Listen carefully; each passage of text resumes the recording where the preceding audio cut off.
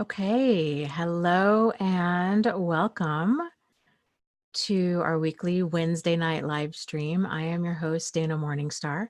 Okay. And I don't have my, there we go. I don't have my speaker off.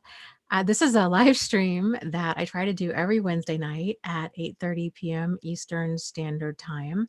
So if you are new here, welcome. And if you are returning here, welcome. So before I forget, just wanted to remind you guys that we do have book club tomorrow night, 6:30 p.m. The book that we're going to be discussing is Waking the Tiger by Peter Levine. So really great book. I'll be interested to hear what other people have to say about it, what you guys have to say about it. Yeah, it was a good one. So yes, 6:30 p.m. Eastern Standard Time. And trying to think if there was anything else I was going to say. Oh, I apologize for yesterday. Angie and I didn't, we weren't able to do our live stream yesterday for kind of some stuff had come up. So we're going to try and do it on this Friday. So we'll see. We'll see. So we both have kind of crazy busy schedules, but that's the plan right now for us to do that on Friday afternoon. So hello, Vicky is here, Elle is here, Elizabeth is here. Welcome, welcome, Martha. How is everybody doing? You guys all ready for fall? Anybody else excited that it's going to be fall, or is it just me? Kamami says bonjour. Comment allez-vous, Dana? Bien,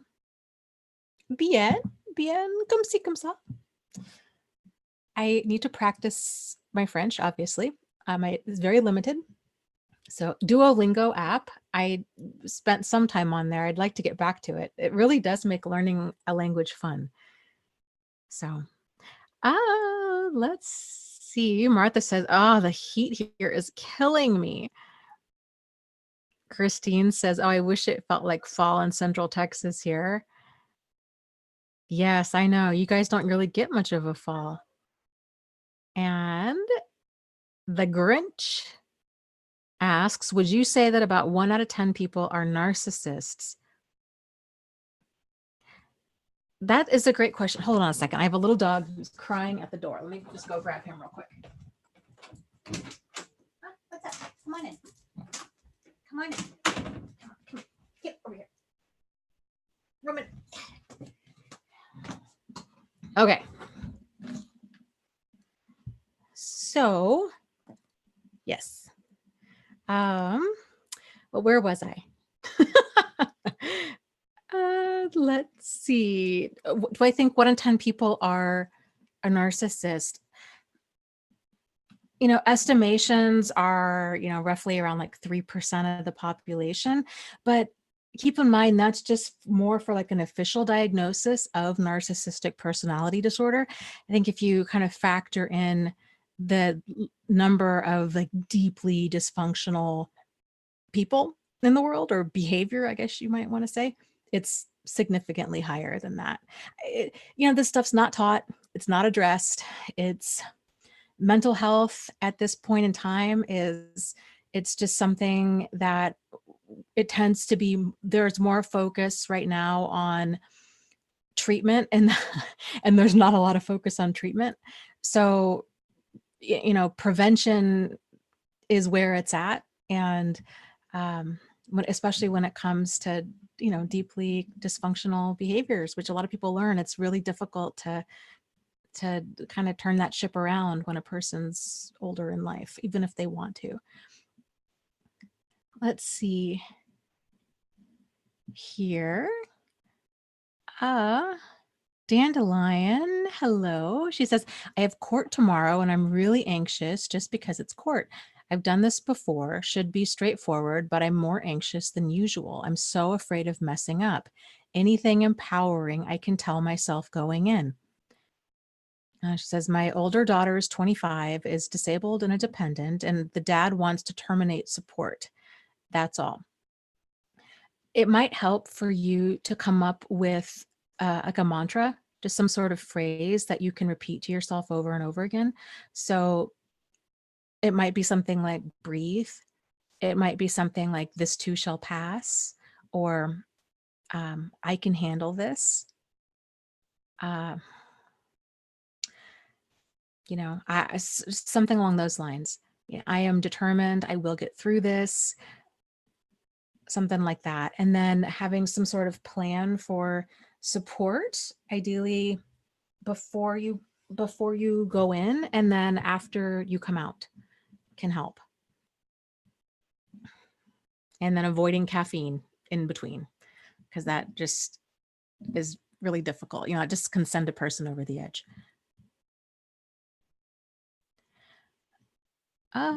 Let's see.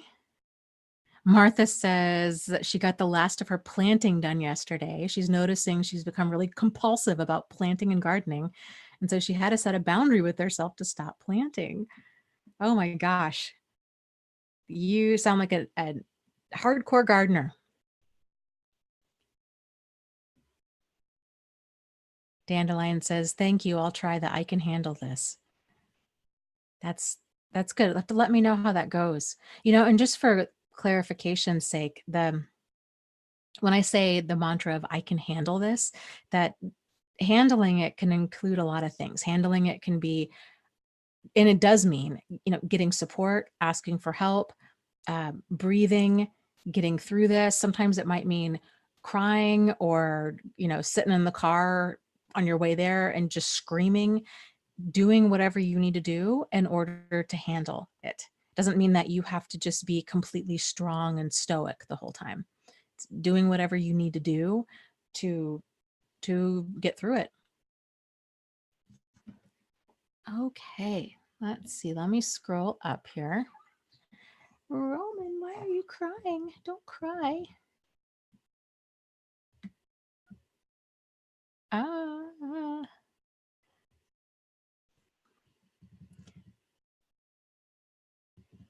I'm scrolling up here. What's up, buddy? Huh?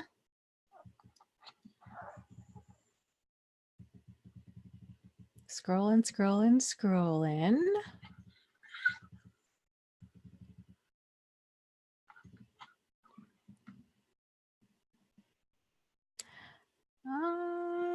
People are talking about the weather around the world. We've had a ton of rain here. People are talking about how hot it is where they are.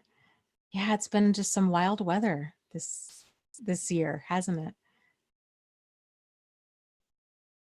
Klaza says, what can I do as I cannot cry?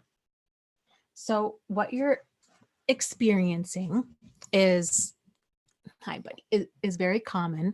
A lot of people tend to just struggle with being numb, and they have difficulty getting in tune with their sadness.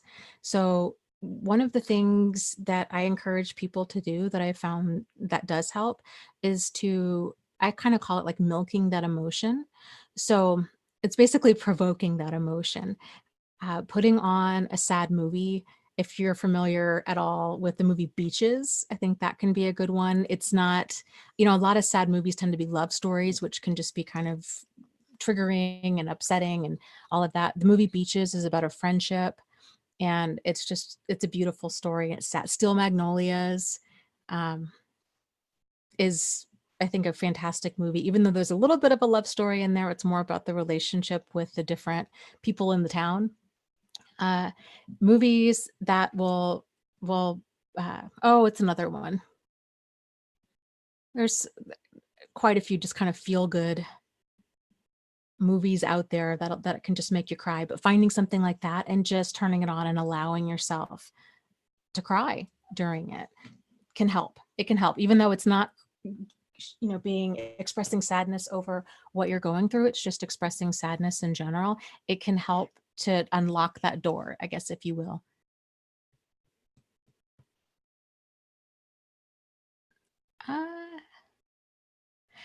KM says, I have the opposite. I tend to cry a lot now. I'm just beginning the divorce after 30 years with a covert narcissist. I just love watching all these videos. Yes, isn't it interesting how we all experience emotions so differently? Some people, they do that. They are crying all the time. It's even catching them off guard. They're just very easily tear up over any little thing. That's common. There's all of this is common. The full range of emotions, very common. Some people, they go right into anger and they stay there. They might go from anger to numbness to sadness to regret or remorse. And it's just it's a process. It's a wild ride of emotions. And I think it was the Pete Walker book, The Tao of Fully Feeling. He was talking about that. We just tend to keep going through all of these emotions, and until there does come a point, they're still there. They just don't completely throw us off center. So when it's sort of like riding a wave. And so then when we do experience it, it's just more of a, oh, okay, this is what's going on, and I can handle this. Endless Summer says, the only way I found to stay alive is to be completely numb. Yeah. And Jack says, I found that numbness can only be temporary, at least for me. I couldn't stay numb forever. Some people, well, it's like with any emotion, some people can stay there for years and they might not even realize it. So, sorry. The numbness, it can be tricky because it can, well, in a lot of ways it can feel like apathy, but it can just sort of register as having a very narrow range of emotions. Hold on, let me let this little dog out again. In, out, in, out. Here. Oh, he's so crazy. So yes, I think numbness is one of the more concerning emotions for me when I see people go into numbness, because there's not a lot of energy in numbness, where there's more energy in sadness, there's energy in anger for sure. So you're able to take that energy and somewhat work to redirect it. Whereas with numbness, it's the added challenge of trying to get a person into another emotion so they can shift out of that numbness.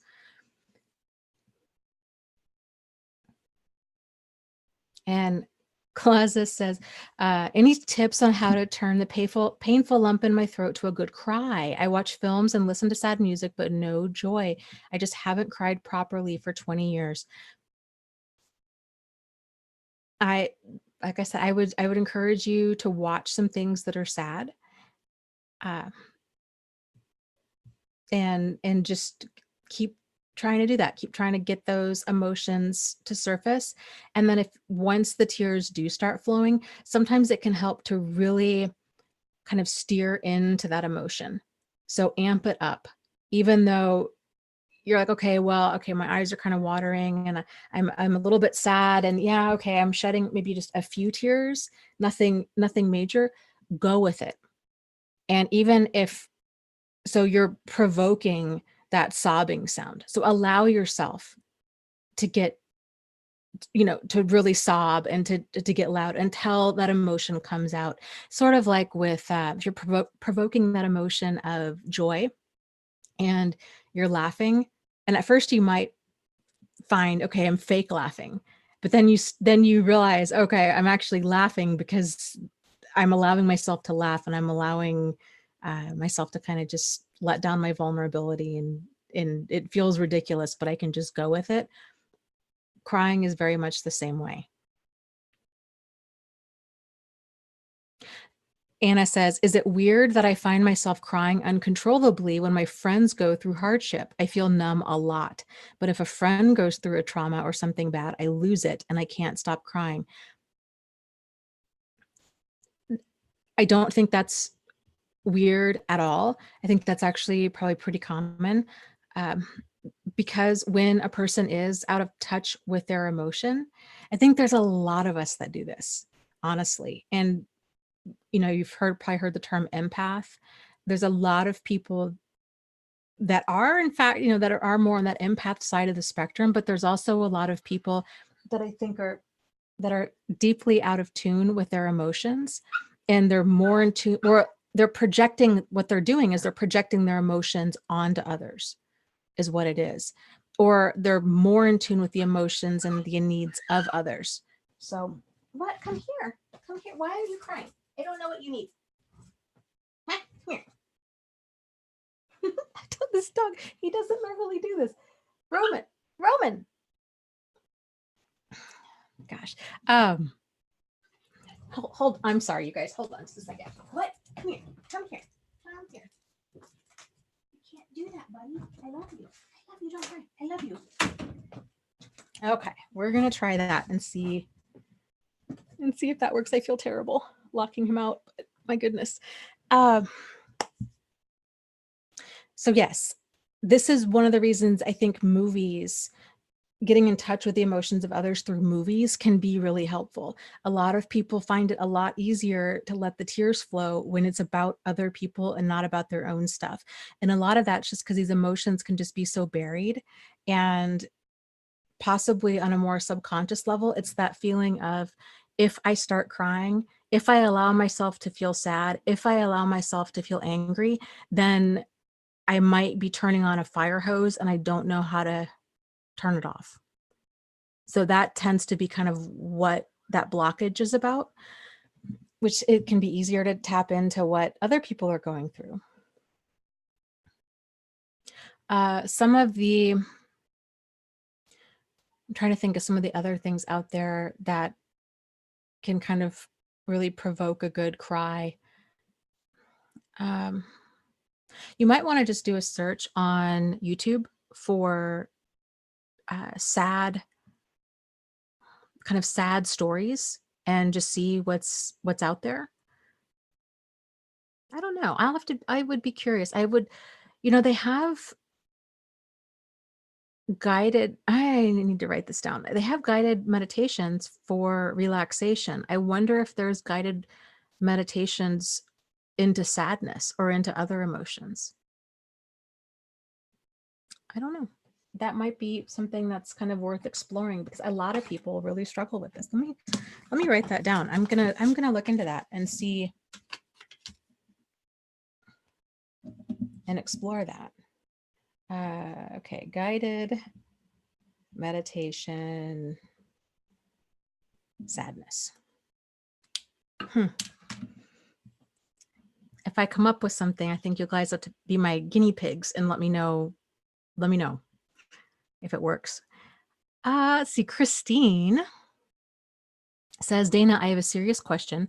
Have you ever heard of someone not being a covert narcissist, but was diagnosed instead with dissociative identity disorder, with a big part that has narcissism?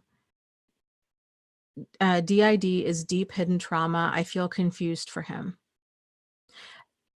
I really think it boils down to, diagnosing is not a science. It's more of an art. And it's going to really depend on what that clinician is seeing at that time. And it's also going to depend on their experience with a range of disorders. So it's very common for a person who has been traumatized to get diagnosed with dissociative identity disorder.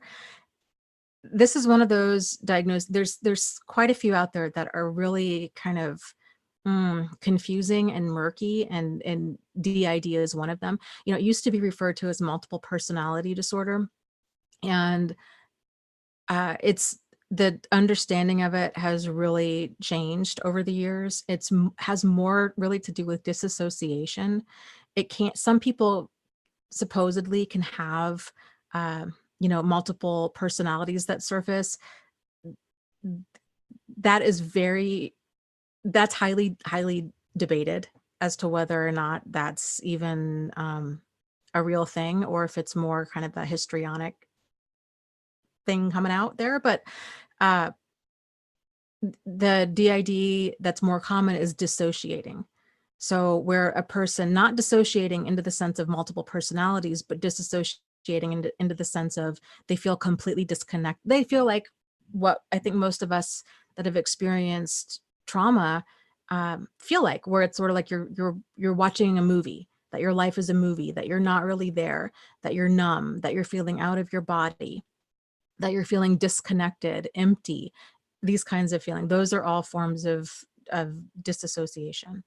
So it's very common for a person who's experienced trauma of any kind to disassociate. That's just kind of part of it. That doesn't mean that a person also can't have more than one thing going on with them. If a person has trauma, if they grew up, especially if they grew up with trauma, odds are, if a person grew up in deep dysfunction, or basically, it's very common for like a wide range of other mental health challenges, other mental health disorders to also be there, because they didn't have, not, I mean, again, this stuff's not taught. So like the vast majority of us, if anybody really, doesn't have everything that they need from their home environment. And that's going to cause some sort of imbalance within personality traits of all of us. But if a person really grows up in deep dysfunction, they've had that deep dysfunction role modeled for them. They've been raised in it, that they've been socialized in it. So that's how it's very difficult for a person to grow up in deep dysfunction and to somehow come out of that as a healthy, well-rounded adult without doing a ton of work to figure out how to get to that place. It can happen. It's rare. So regardless, I think the bigger thing here is figuring out what do you want in your life in terms of a partner, and really thinking about kind of boundaries and standards and deal breakers. Yes, it's tragic when a person, there's so many things about them that are fantastic, but man, the stuff that is, challenging or concerning, it's major stuff.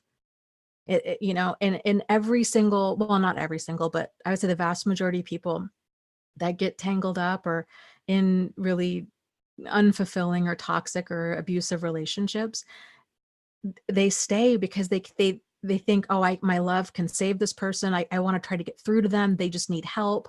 I don't want to leave. I just want them to change. And that can be such dangerous thinking on our end, because we have to realize that not everybody has the same motivations that you do. Everybody's capacity for love is different. Everybody's capacity for attachment and bonding is different. And it's really important that we see what is instead of what we wish could be, I guess, is the point that I really want to hammer home there.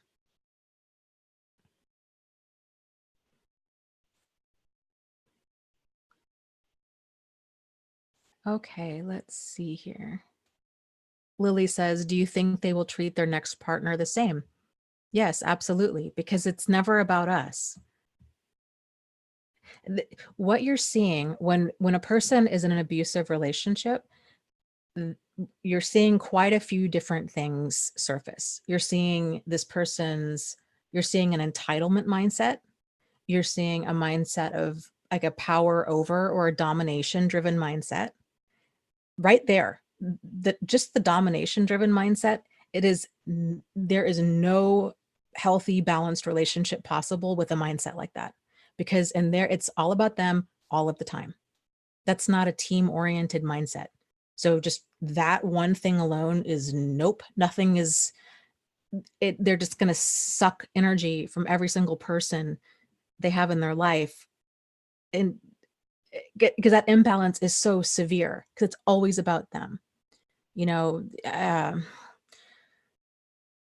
try to set a boundary, you disagree with them, you have your own thoughts, your own ideas, your own opinions, these things. If it's not in alignment with this other person, then that's when they're going to become abusive. But in their mind, because they're so entitled and justified in their mind to mistreat other people, they feel entitled to treat other people abusively because in their mind, they're right. They're right and everybody else is wrong, which even if a person is right and somebody else is wrong, it still doesn't make it okay to become abusive in any way, shape, or form. But in their mind, they're justified in it. This is why abusers have this mentality that they're the victim. So for example, let's say, you come home and the thing is, it's ever shifting because we all have ever shifting opinions on things. So for example, let's say you guys normally have pizza night every single Friday night, and they come home and that Friday you make pizza because that's what you normally do. And they get upset because they're like, well, what's wrong with you? It's 95 degrees out. I can't believe you would turn the oven on and make pizza. And they just go on a tirade. It's cussing, belittling, name calling. And in situations like that, it can be so difficult because we can see a little bit of their logic. Well, gosh, maybe I should have not made pizza because it is so hot outside. And so then we think, oh, it's us. I'll do better. Next time it's 95 degrees outside, I won't turn the oven on to make pizza. That's the thought process, right? And then let's say next week, it's also 95 degrees. And so we decide, okay, it's Friday, it's 95 degrees out. I am going to make like I don't know, sandwiches, and I'm not going to turn the stove on at all. I'm not going to make pizza. And you make something else. And they come home and they get all upset. Where's the pizza? You should know better. We have pizza every Friday night. And then you mention, oh, well, it's because it's hot out. And then they think, oh, so you're being difficult. So you made pizza last week, but you didn't make it this week. You're playing games with me. You're being manipulative. And so this is where people on the receiving end of this, we start walking on eggshells trying to anticipate what they want to try to please them. You can't, because a person's mindset's always ever shifting. Nobody's a mind reader. And but because of their entitlement, they feel justified in lashing out and being really hateful when somebody doesn't act how they think they should. That's the problem. So it's not a you problem. It's not a me problem. It's a them problem. And wherever they go, they're going to bring themselves along. And that mentality is just absolute poison.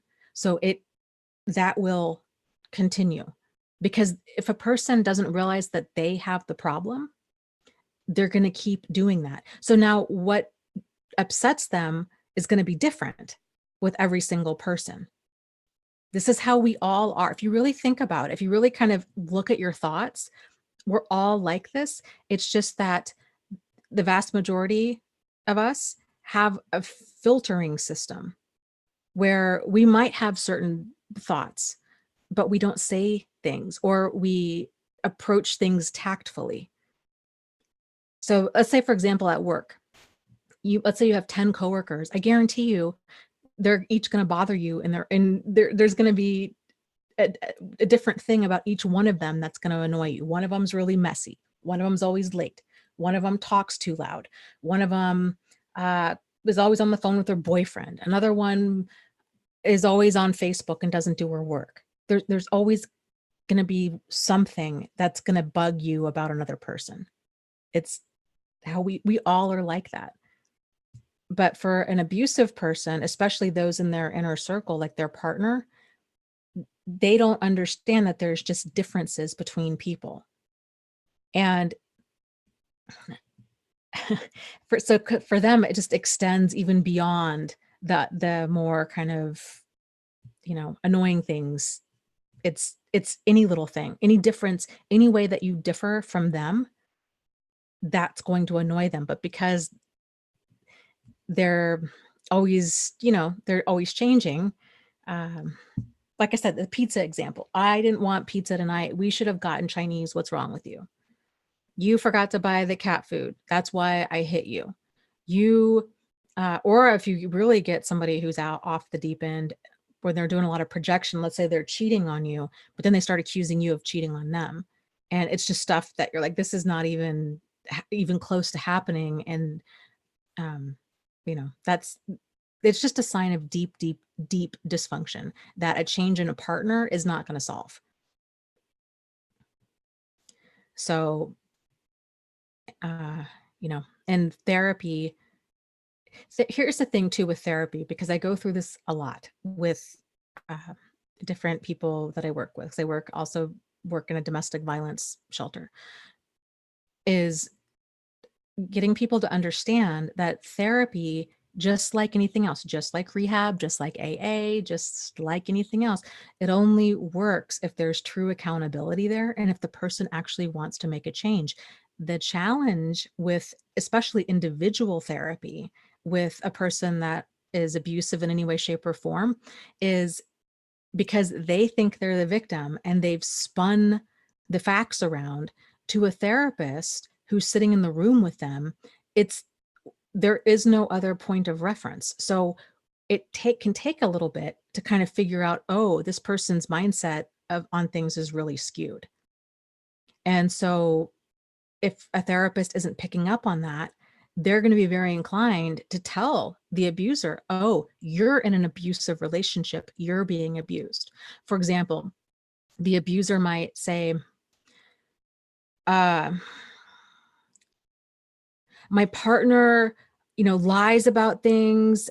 He or she's, I'm pretty sure, is just cheating on me. There's just all kinds, there's all kinds of signs. They're doing all these, I feel like they're sneaking around and, this, that, and the other. And I just never really know where they are. And, the other day we really got into it. I just had it and I shoved my partner, and my partner fell against the wall, but I swear I didn't even touch him or her that hard. And, he or she threw herself into the wall and to make things worse. And then, or my partner started it and then called the cops on me, but they were trying to trap me. I've heard this so many times, and some of the abuse is so extreme on the other side. It's just every single abusive person in their mind, it's always somebody, it's never their fault. It's just the mindset of an abuser. So,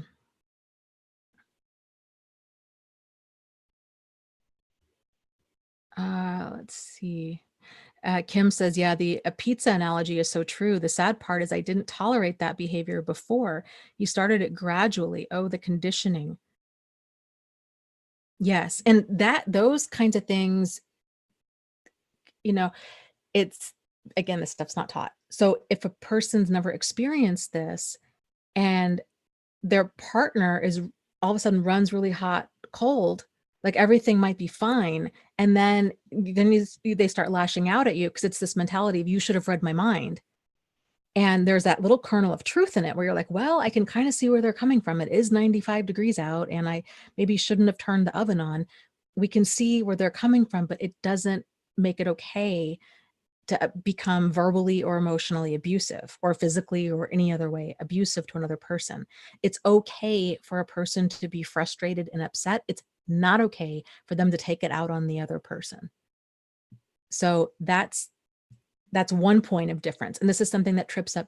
This is why so many targets of abuse are like, I feel like I caused it. And they get so confused and they feel bad. They're like, I don't know. Had I not made pizza that night, he wouldn't have hit me or she wouldn't have hit me. And then they feel bad pressing charges. But this is all just very, very twisted. If a person can understand, it's not okay. No matter how upset or frustrated or whatever a person is, it's not okay for them to become abusive, period. So, okay, let's see here.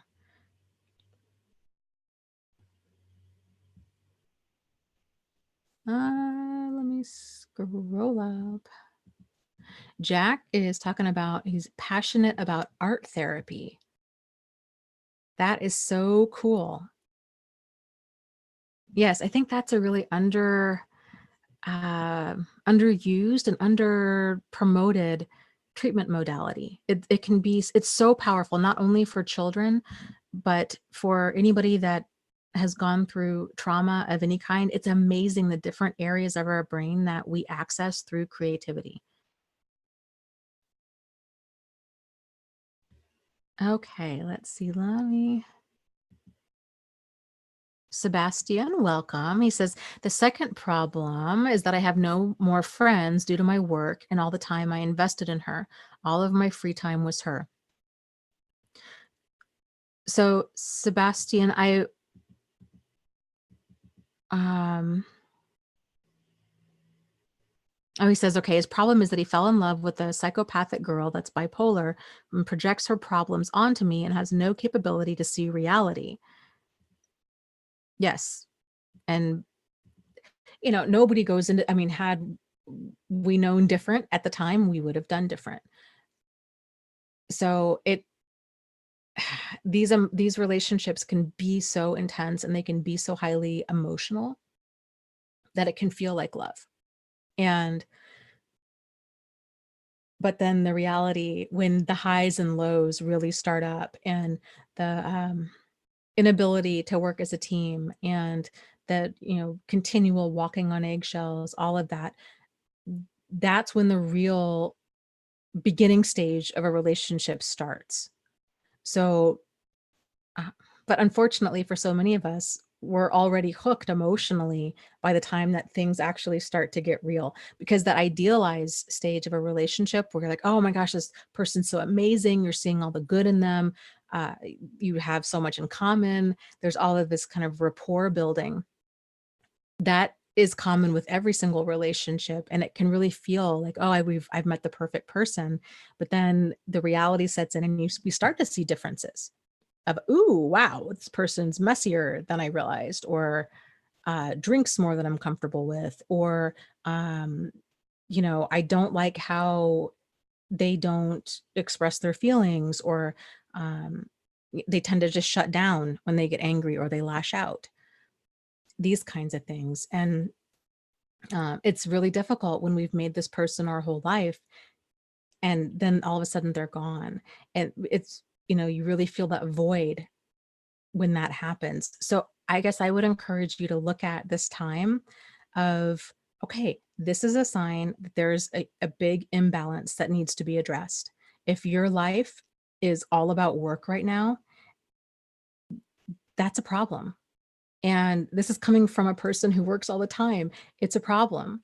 And I think one of the main causes of depression and one of the biggest challenges with moving forward in healing is this pervasive sense of disconnection from other people, because that's what happens with abuse. Because we oftentimes make this person our whole life and we just spend all of our time with them. And then when they're gone, there's nothing there. So I would just encourage you to realize, okay, this is a sign. This is not healthy. Even if this woman had been completely healthy, it's still not healthy to have one other person,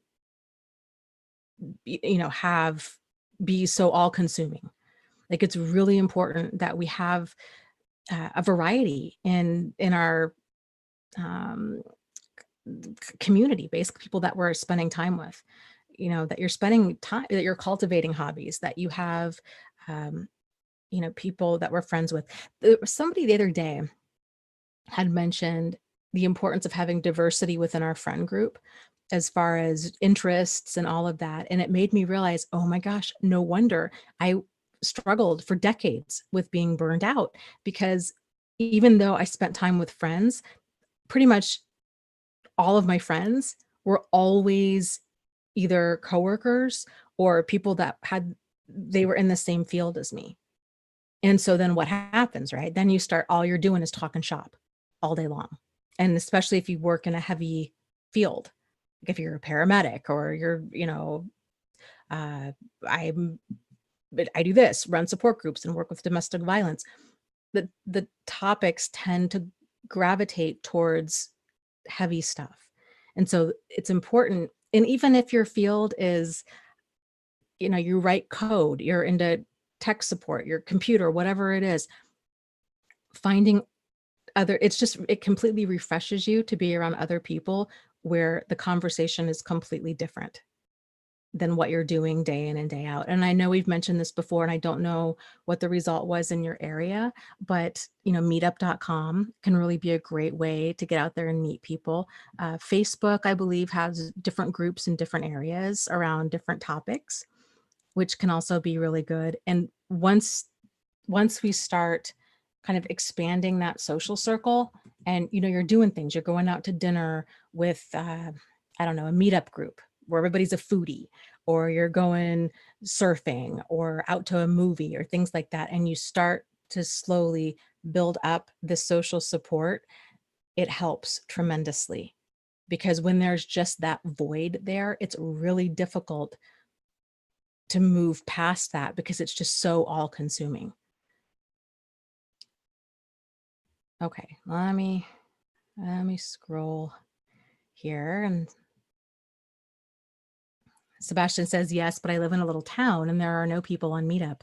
Is there anything around around you within 30 miles or so?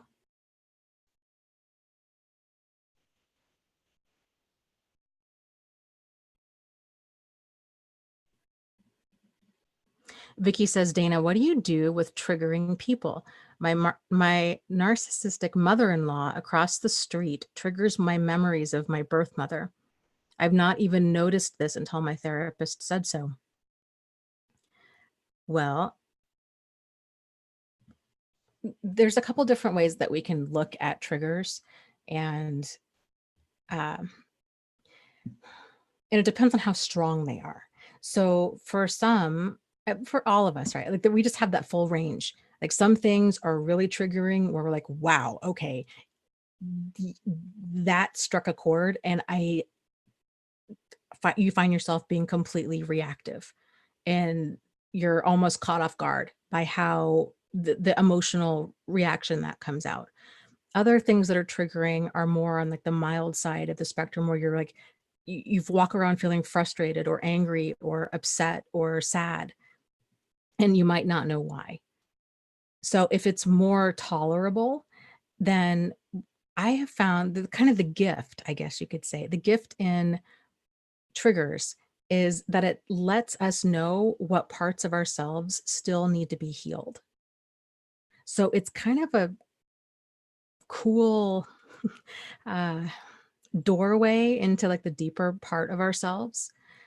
Because here's the thing, there's no end to all of this. The human brain is so complex, and there's just it's like Tetris. It's just layer after level after level after level after level after level. Like there really is no end.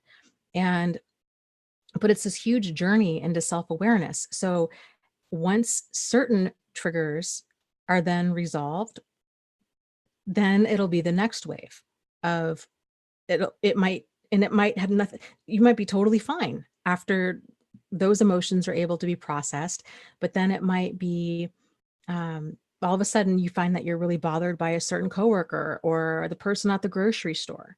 So I think it's always worth examining whenever we're having like a disproportional emotional response to something, 'cause that's what a trigger is, to examine it and to think, okay, what is this about? Especially if it's repeating. So, because sometimes, well, maybe I should just speak for myself. But I guess what I'm thinking of here is sometimes we can have a disproportionate emotional response due to more chemical reasons. There might not be anything like deep subconscious there. Like, for example, if I haven't eaten and my blood sugar drops, I get I get ridiculously irritable. By and large, I'm able to contain it, but the thoughts that I think are not thought. Thankfully, I can't even imagine being like that day in and day out. Um, the thoughts I think are just they're just angry, irritable, crotchety thoughts. It's terrible. That would be a really difficult, that's a difficult way to live. But that clears up with me. Like those triggers clear up when I have, I don't know, like just a few bites of something. then I'm fine. But if it's something like, okay, this it's the person across the street and it's continual and it's not related to anything else, and you're pretty sure that this is what it is, like in your situation, this person reminds me of my mother. And these are the certain traits about my mother, then that's worth exploring. So I would encourage you to explore that in therapy because once that is resolved, then it won't be a trigger. So she's the mother-in-law across the street is more of a mirror than anything else. That doesn't mean that her behavior isn't obnoxious and inappropriate and crazy making. I mean, dysfunctional behavior is always like that, no matter how, uh, you know, no matter how kind of self-aware and at peace we are, it's because it's irrational behavior. And irrational behavior is, it just gets agitating after a while because it doesn't make any sense. So but you can get to that place where there's a certain level of you just see it for what it is and you don't expect it to be any different. One of the things that's helped me with that kind of it really helps tremendously to just realize this is just what it is. It's I've used this example before, but um, if you let's say if your mother-in-law had Alzheimer's, we would say, okay, this is what you can anticipate. She's not going to remember your name. She's going to have erratic behavior. She's uh, you know, going to maybe dress bizarrely. She might start wandering around. Like these are the certain behaviors that you can expect from a person that has Alzheimer's. So when we see those kinds of behaviors, we tend to see them with compassion. We realize if a relative shows up at a Christmas party and um, they're not dressed appropriately, because we know, okay, this person has dementia or Alzheimer's. Okay, it's not them trying to be difficult. It's not them trying to ruin the party. It's not that. It's the dementia or it's the Alzheimer's. Or if they say something really inappropriate or if they get really upset, it's we don't take it personally. If anything, it's that compassion tends to be evoked where it kind of hurts your heart to see this person change so much. I find it helpful to view personality disorders in very much the same way, especially if a person's been like this for a long time, they have no desire to change, they don't see anything wrong, yada yada. Be like, yep, that's what I can expect from her. This is what she does. She complains about every little thing. Nothing's ever good enough. She yells. She has no boundaries. This huge attitude of entitlement. She's going to act like that because that's how she acts. Because that's the narcissism. That's where she's at. So, let's see here.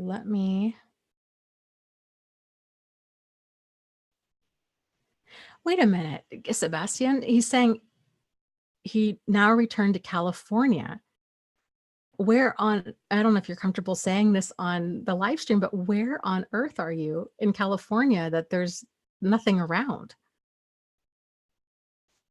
Because that's surprising. That's surprising to me.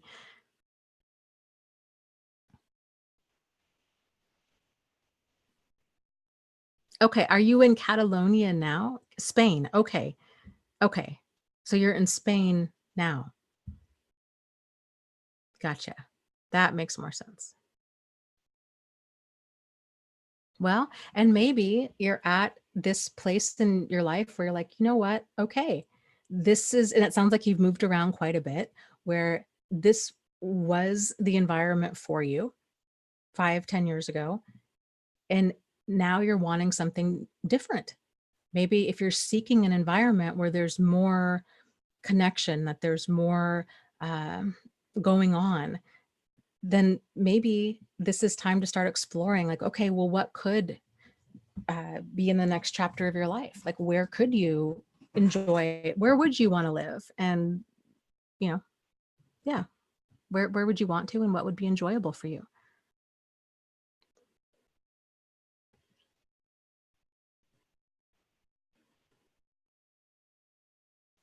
Let's see here.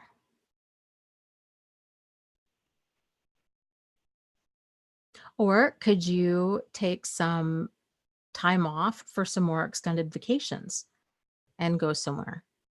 It sounds to me, and you've mentioned, this before, but it sounds like a big point for you to address is that sense of disconnection. And if you have friends or um, people in other areas of the world, I don't know what your job situation is, but if you could even just take a week and go to a different place and just be around supportive, enjoyable people, it can do a lot for your mental health.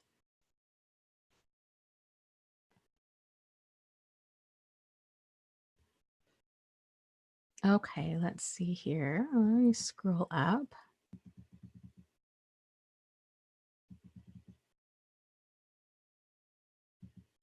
I like that, Claudia. She says, I read somewhere two things to remember in life: take care of your thoughts when you're alone, and take care of your words when you're with people.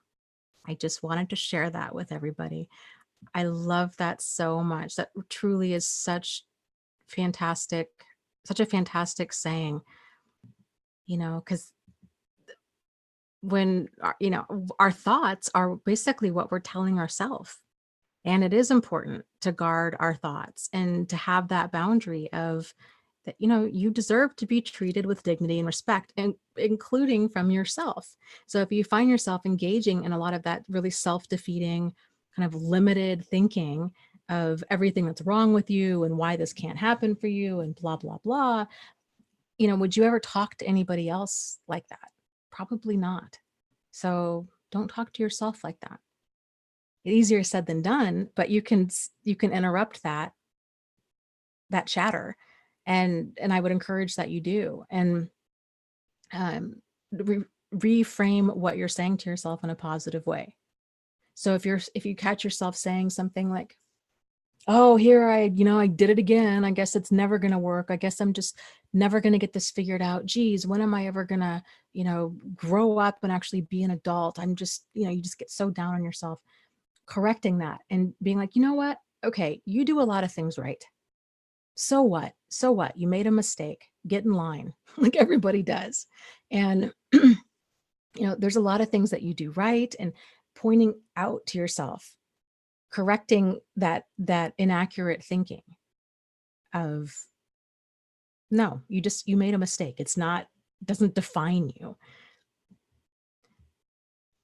So, okay, let me see. Let's scroll up here. Let's see, Jack says, Dana has acknowledged my efforts to get her attention for everyone's questions. I guess I'm doing something right. I am making more of a point to stay in the chat, and uh and it helps when you do at me, because then it's an orange. So I really appreciate that, Jack. I always appreciate all of your help in here. Everybody's help, especially the admins in here. It's just very, very appreciated. That's a really great point, Martha. She says, taking a class or classes are a great way to meet people. Some community colleges in California have workout classes like Pilates, yoga, and community colleges can be great ways to meet people. Yeah, and if you go onto Facebook, too, to the city, if you type in your city, your state, your country, your location, basically, you'll be surprised at the number of groups that will pop up. There's oftentimes networking groups. There's sometimes like mom groups or single parent groups. There's just all kinds of groups out there. So that can be another way to meet people if Meetup isn't kind of happening in your area.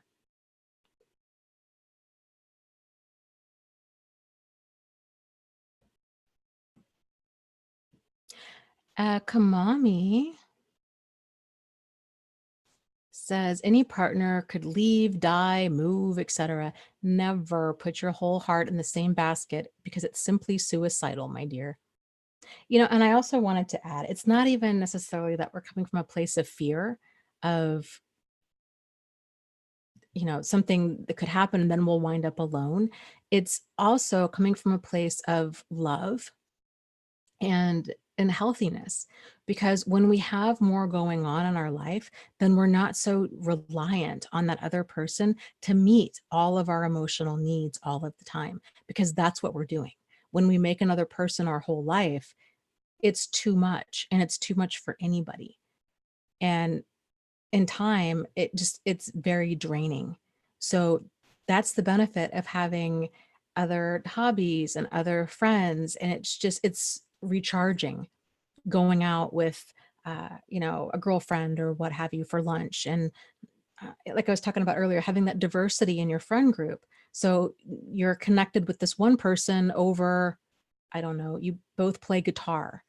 That's the commonality. And then another friend, maybe you are in a book club together.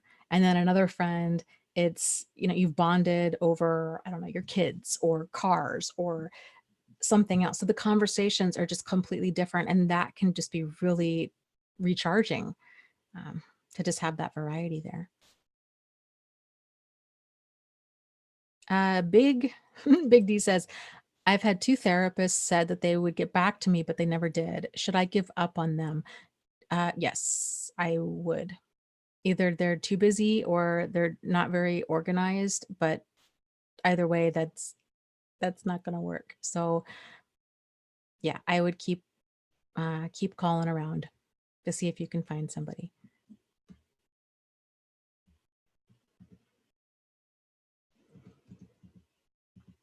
Okay, let's see. Let me scroll, scroll, scroll.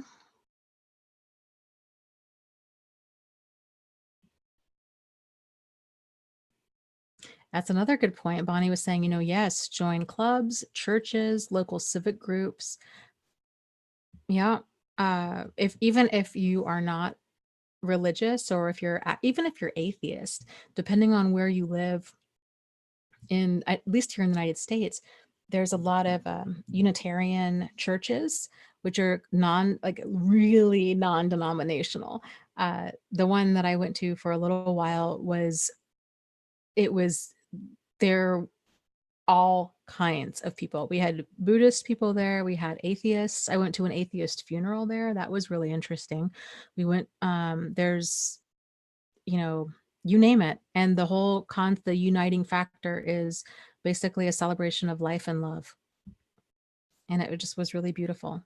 And a lot of them, like this church that I used to go to, this Unitarian church, they would pull different things um, from a wide range of things. They might read poetry, they might sing a hymn, they might pull out some passages from, like, the Torah, or uh, just Buddhist teachings, like you name it. It was really different, but it was cool to get out there and just meet people. Um, you know, can be a good way to meet people if you're looking to do that. And Bonnie said, yeah, that's a good point too. She says, then libraries have free classes as well.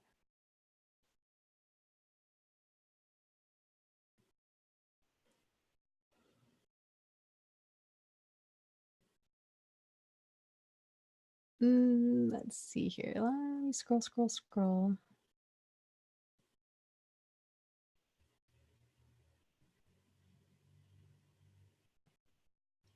I would agree with that. Elizabeth says, I think that when you love yourself a lot and you treat yourself as a priority, other people can feel it and treat you with respect. And if they don't, you are at least are willing to walk away. Yep, I agree. And it's treating ourselves with respect and uh, in all of the little ways. Once it's amazing that, I think the further we go down that path, just the more awareness we have of, oh my gosh, this is yet another way that I was blurring boundaries and didn't realize it, or that I was letting somebody else set the pace and didn't realize it at the time. I, I think most people that are on this path, you just continue to realize these things as you're going forward. Like, oh, okay, I need to correct this thing, or I didn't realize that this could be a problem, or what have you. It's just this continual level of awareness. There is no finish line with it. And thank goodness for that. Like, please don't let that get you overwhelmed. It's a good thing that there is no finish line, because life would be really boring if we all just, got to the end level and we're like, yep, made it. I'm totally enlightened now. Like, I just don't even think that that's a thing, frankly. Okay, let's see. Let me scroll.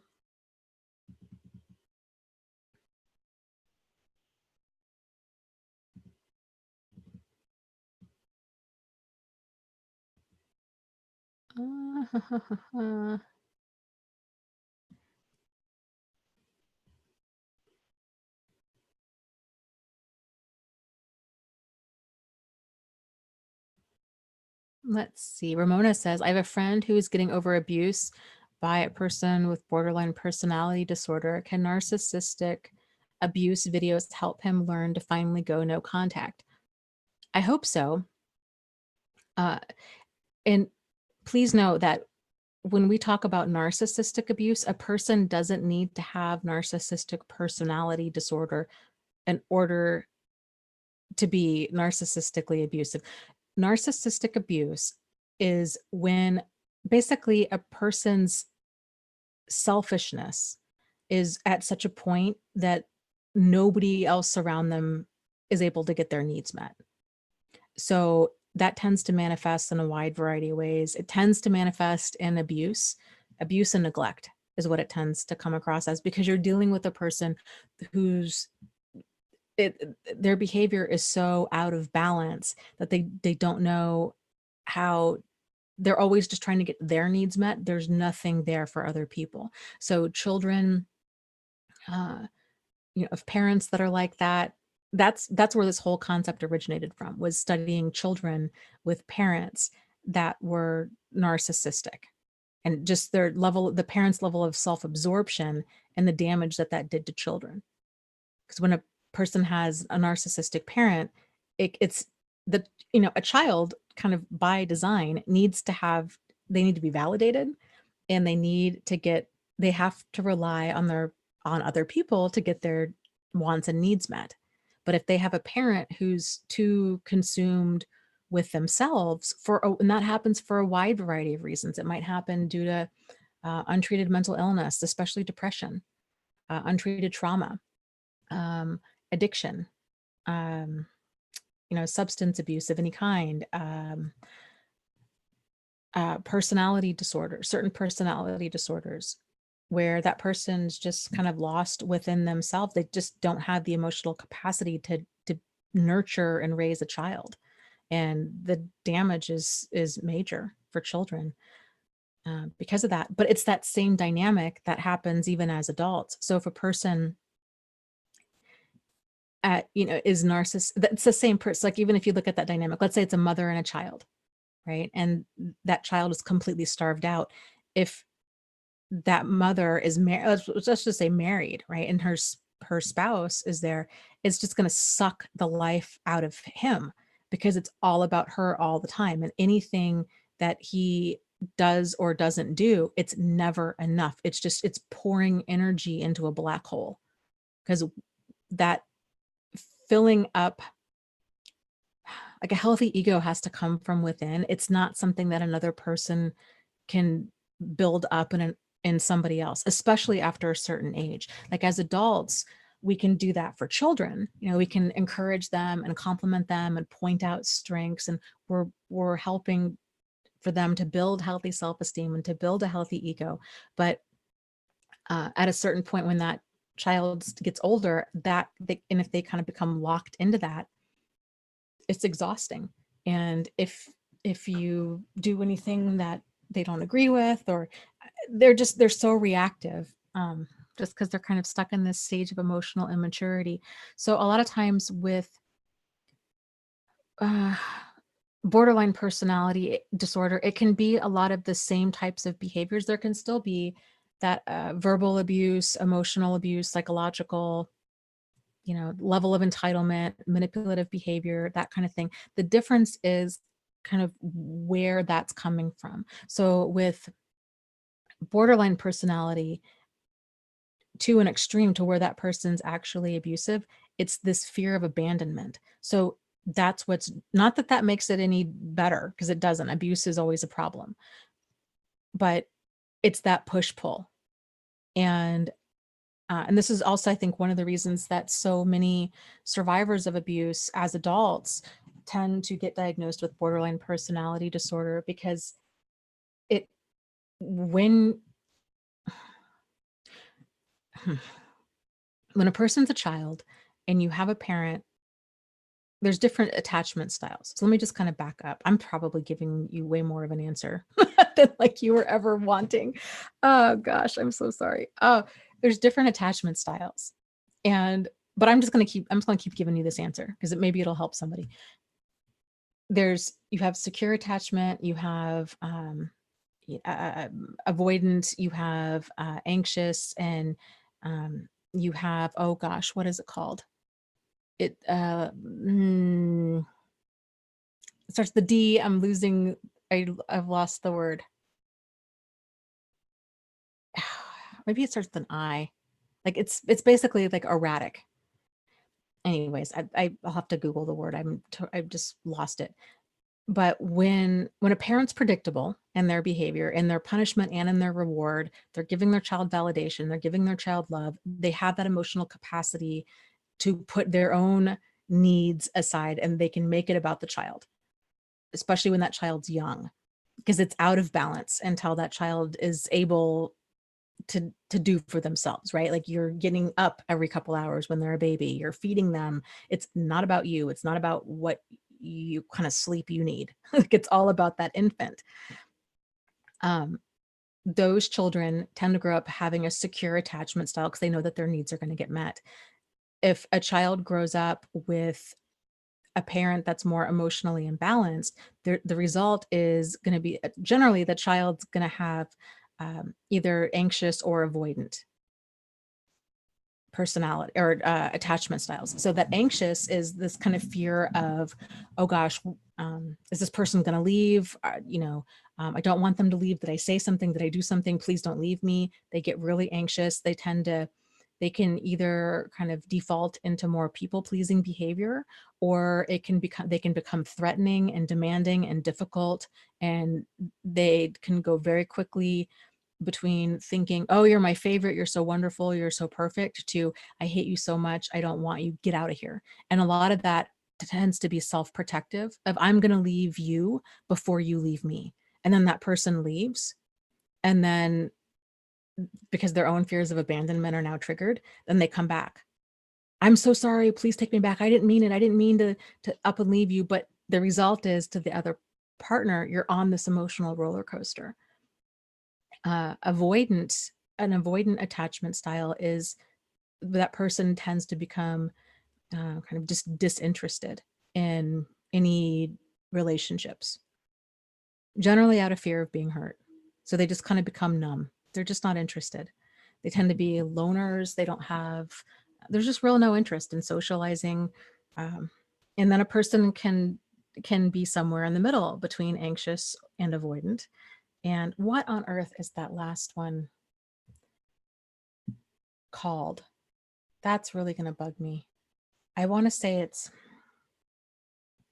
disorganized. I think it might be disorganized. That tends to be more correlated to narcissistic personality disorder and antisocial personality disorder, where the child, and it's interesting if you've ever seen any of these attachment style videos where they do different experiments and they show children like age young, 14 months or so, how they react to their primary caregiver. Like you can see issues early on with children.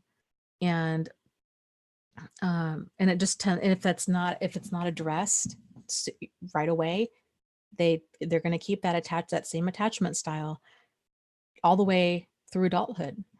So it's deep rooted stuff, I guess is what I'm saying. But the result of that with borderline personality disorder, this is one of those disorders too, where it's such a catch-all term for a wide range of behaviors, and it can definitely be very re-victimizing for a lot of survivors of abuse, and it can be very confusing too, because they're like, I was horrifically abused by this person, but then now I'm getting the diagnosis of borderline personality disorder, um, because they're feeling emotionally reactive, impulsive. Um, they're they're complete, fears of abandonment, these kinds of things. As an adult, if a person, I think the more toxic relationships we're in, because again, this stuff's not taught. So the odds of anybody being like, completely well-adjusted, healthy person, it's slim to none. It really is. And if a person is that way, uh, it's I really feel it's only because they've gone through all of the lessons of being really imbalanced. They've had to actually correct that balance. So if you've ever heard me talk about it, my theory on it is that there's uh, really another attachment style that has never been, like, this is just my 2 cents, right? So take that for what it's worth. But I really feel that there's a difference between it's easy to be securely attached when a person's never gone through uh, um, a sudden, like, on a traumatic disattachment from another person. And so I really feel that a truly secure attachment, I call it a mature attachment, that comes on the other side of this pain when we've experienced hurt and heartache, and we're able to still, with that being part of our background, able to move forward and attach and bond with other people appropriately. And I think very, very few people get to that point, because it's so easy to get caught up in the trauma, the quicksand that is trauma, that keeps people stuck in that anger and that numbness and that fear of other people, because again, this stuff's not taught. So uh so that was a long that was a long answer. I don't know. I hope that helps somebody. Ay, ay, ay.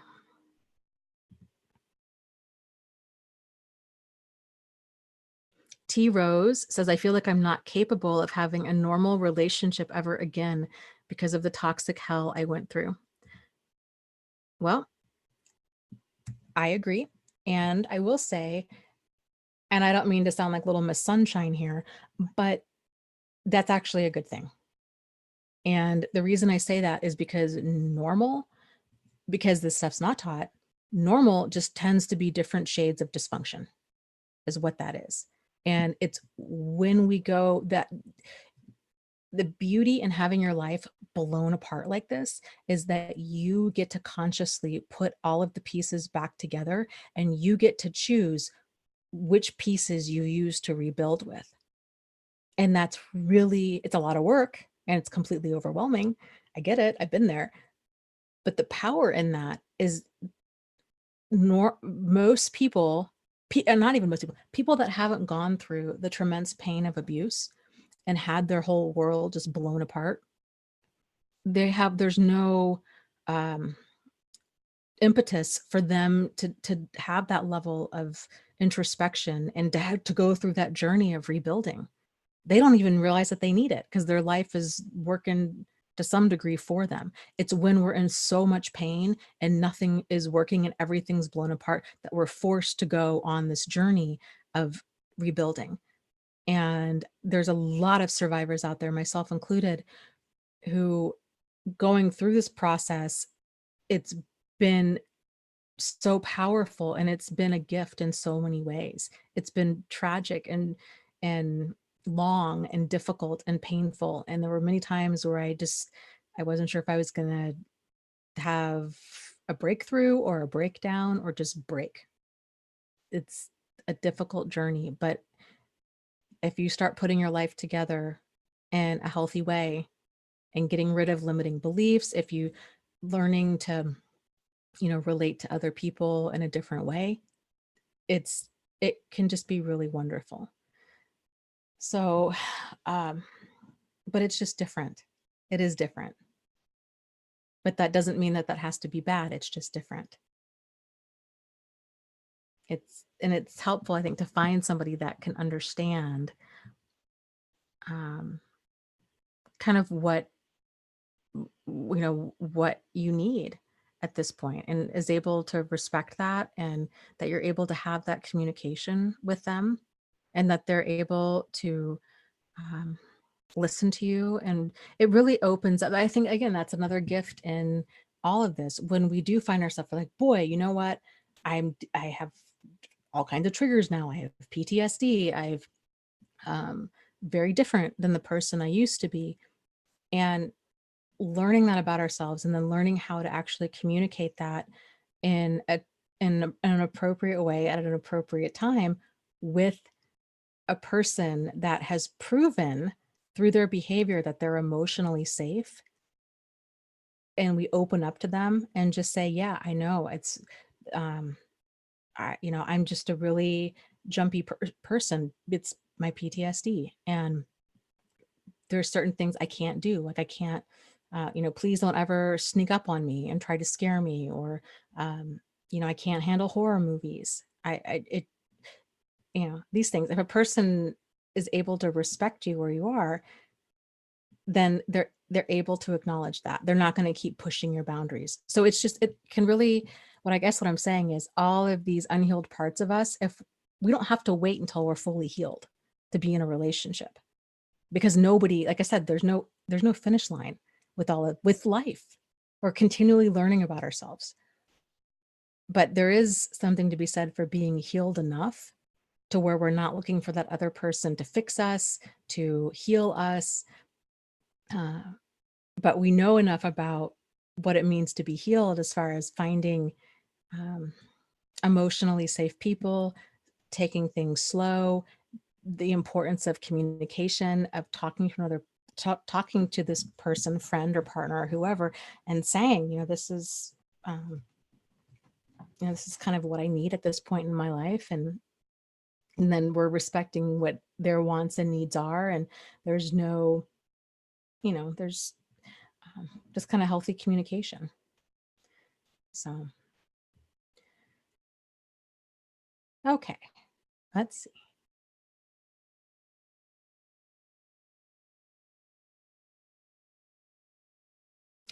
Yep.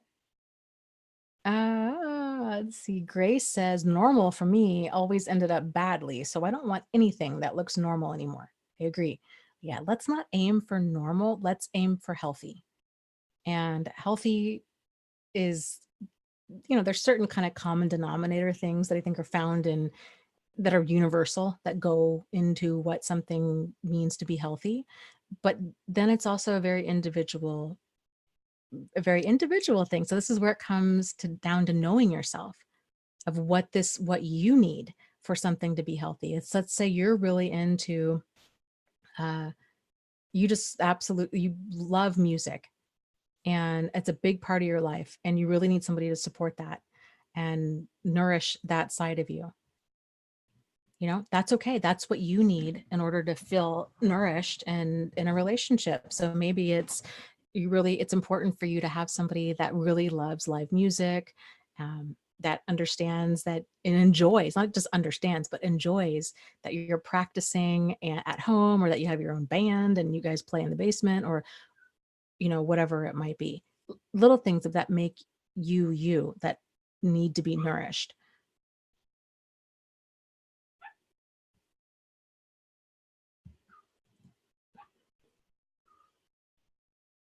Okay, Slavic Princess says, why is it too traumatizing for a complete adult to actually reopen almost all of their early wounds from childhood?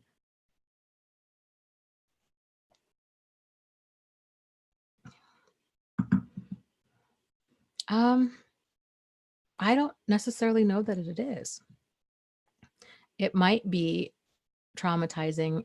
I guess it just depends. It's going to depend on the individual and what they experienced, and their coping skills at this point and how traumatic different events were for them, because everybody's different. You could have two children, let's say two children that both experience a car accident, and one might develop PTSD from that, and the other one might have actually thought it was kind of cool. So it's trauma, it's a very individual process. And sometimes, I think a lot of the time, it's just kind of the, roll of the dice as to how different people process different things. It's a brain and body thing. It's not something that anybody, of course, no one consciously chooses to be traumatized. So, it just depends on the person. Reopening all of those wounds all at once can be absolutely overwhelming. So that's one of the challenges with, it depends on, if you're going to a therapist or even the life coaches, there's normally, hold on a second. He's crying. Don't cry, Roman. In, out. I don't know what this little dog wants. You have food, you have water, you went outside, you have love. I don't know what you need. Yeah. So I'm sorry. What? Roman, come here. Oh, gosh, little stinker. What do you want? Come here.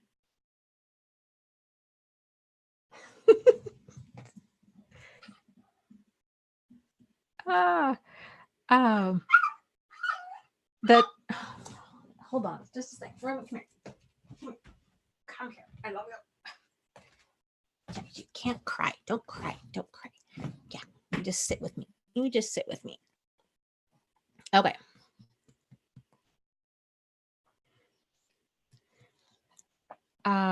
What were we talking about? Childhood trauma things. Intake forms for therapy or for life coaching. That can really be traumatic for a lot of people, understandably so, because most people, we tend to kind of push that stuff back. And so if a person's going through, tell me about different traumatic events, tell me about your relationship with your mother, your relationship with your father, has there been any addiction, any abuse, any this, any that, it can really just put a person in a dark place, and it can be a lot. So going through, kind of walking through that darkness is, it's intense. And so it's just something, I don't know, it's a challenge when a person starts really working on those issues.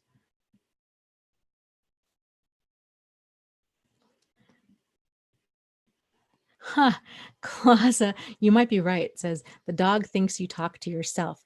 Is that what you think? Do you think I'm just talking to myself, and when I could be talking to you, and that I should talk to you instead? You're so cute. Why are you so cute? You must have done something terrible in a past life to be this cute. And everybody wants to hug you and love you and squeeze you and pick you up, and you're so tiny. Yes.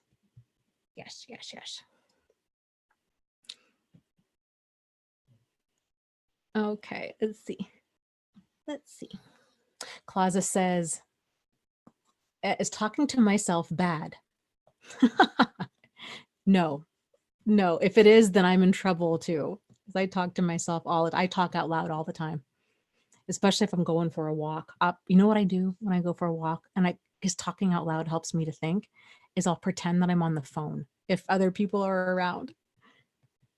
But I'm not, Roman, right? I'm not. When we go for WLK, yes, I just put the phone and pretend to talk on the phone, which is its own level of crazy. Yes, I know.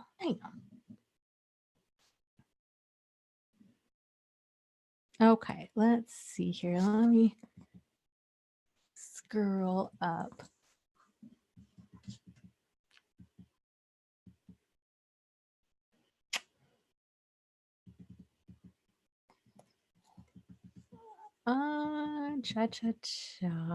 Scrolling. Christine says Roman is adorable. Roman, do you hear that? You are adorable. You are adorable. Yeah, it's true. It's true. You are. Denise says, is it wrong for us to wish that they would just die? I feel so bad. I think these things. I think he's Satan. I can't pray for someone with a demon spirit. I think you feel how you feel, Denise, and that anger and hatred is a normal part of healing, and there's nothing wrong with that. I know those thoughts can be really scary. I've had them too, and I'd never had thoughts like that. I think a lot of people get to that place where you're like, I just don't even recognize myself. This is terrible. But yeah, when somebody really truly has that just malicious, intentional, destructive, hurtful, especially if it's sadistic behavior, it's it is, it is evil. It is evil. And I'm not saying that it's like supernatural or anything, but that's what we consider evil. It's just so far away. There's no goodness there. And um, it's okay for you to not pray for somebody and to struggle with that. I think I would rather, I guess, encourage um, survivors of that to pray, if you're going to pray, to process this anger, to kind of give your pain a purpose. That's really how we put all of that energy into something positive, and realize that that's what's so scary about this, the darkness of all of this is it just can really be almost contagious, just the kind of the darkness within them. And when a person goes through trauma by abuse, it feels like they can just take what happened can really just take the light out of us. And something that can really help is um, I guess in a way to think of it that way, and to realize that you're kind of in this fight of bringing light to the darkness. So any little positive thing it's a little act of victory over that darkness.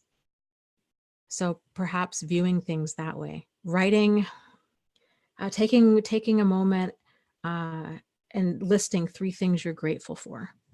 It's like taking little balls of light and just throwing it into that darkness and just saying, you're not going to sink me.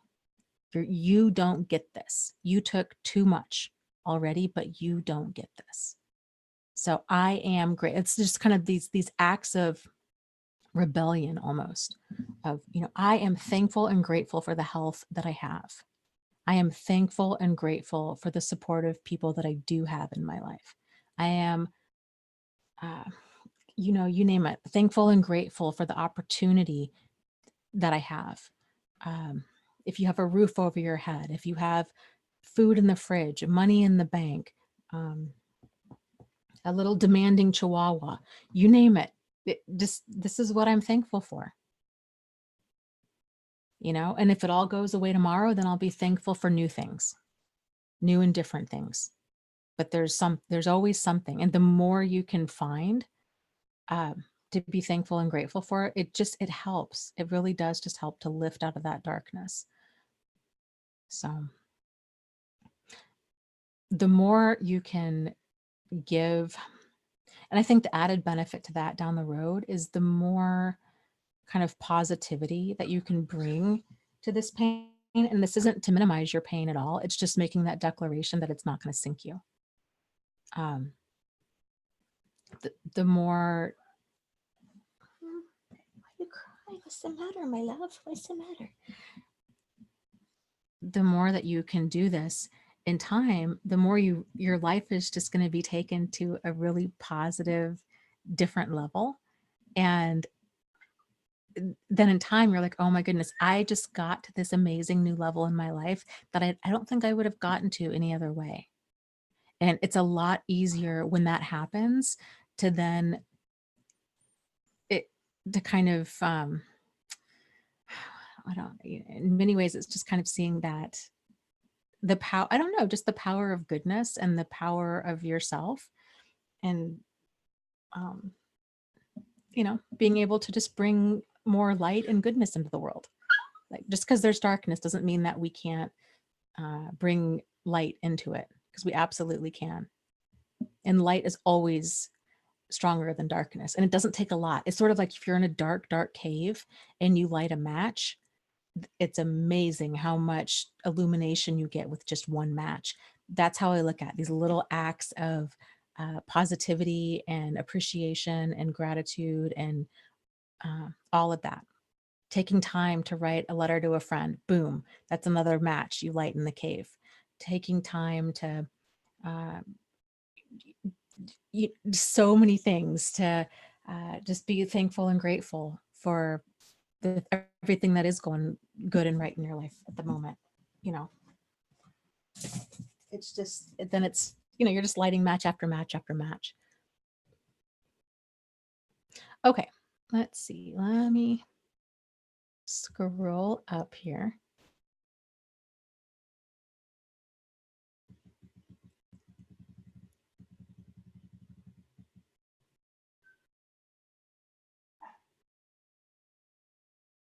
Claza says, I feel as though my life has been wasted being lonely and bullied.